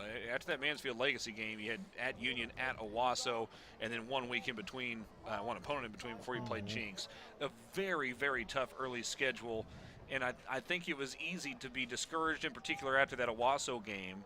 But I think it's pretty clear at this point that this is a team that continues to get better, and with an entirely new staff, I think that should probably have been expected. Just some rough points early on as everyone started to learn what their assignments were and the schemes. I agree. And now we're seeing some steady improvements, and that's an encouraging sign. If we play Owasso again, it'd be a different story. I think so. The thing is that game, Owasso was just flawless. Yeah. I mean, they were flawless and everything. They played a perfect game. And those things happen. But when we played the other teams with Jinx and Union and stuff, we were in it and we had a chance to come back and do some really good things. So I see our defense getting better. I mean, our defense is going to get better because Coach Mon does a great job at his staff. Now, I tell you, it's a lot better than what we had last year. I mean, the defense really struggled a lot last year. So it's nice, even though we're looking at our third defensive coordinator in 3 years, Coach Mon is really doing a good job of bringing back just nice quality football. So now the Tigers again back above 500, and it's Edmond Santa Fe at home next week, then Norman on the road and Enid at home. All of a sudden we're staring at the tail end of this schedule here for the year. Some more home games coming up, which is nice, but Santa Fe was in a close one with Jinx the last time we checked. That's going to be a tough opponent coming in next week. It will be. And they always seem to play us well too. But I've seen a lot of film on Santa Fe right now, but I'm still not sold on them right now. I just really don't know why they're as good as they are at what they're doing. But I'll have them pinpointed here by next week, But obviously they're doing a good job. We'll learn a whole lot more about them when they come into Tiger Memorial Stadium next week. A homecoming victory for the Tigers, 45-14 over Yukon. Broken Arrow now 4-3 on the year, 3-1 in the district. Yukon now 2-5 on the season and 2-2 in district play. A big thanks to everyone for tuning in tonight. Big thanks to Jeremy Bryan, our spotter. Skip Hyde on stats. We got Terry Sprider producing the thing a couple of doors down from us. Madison Dildine on the sidelines. Steve Spavital on color analysis. And I'm Adam Hildebrand. Thank you, good night, and God bless from Broken Arrow.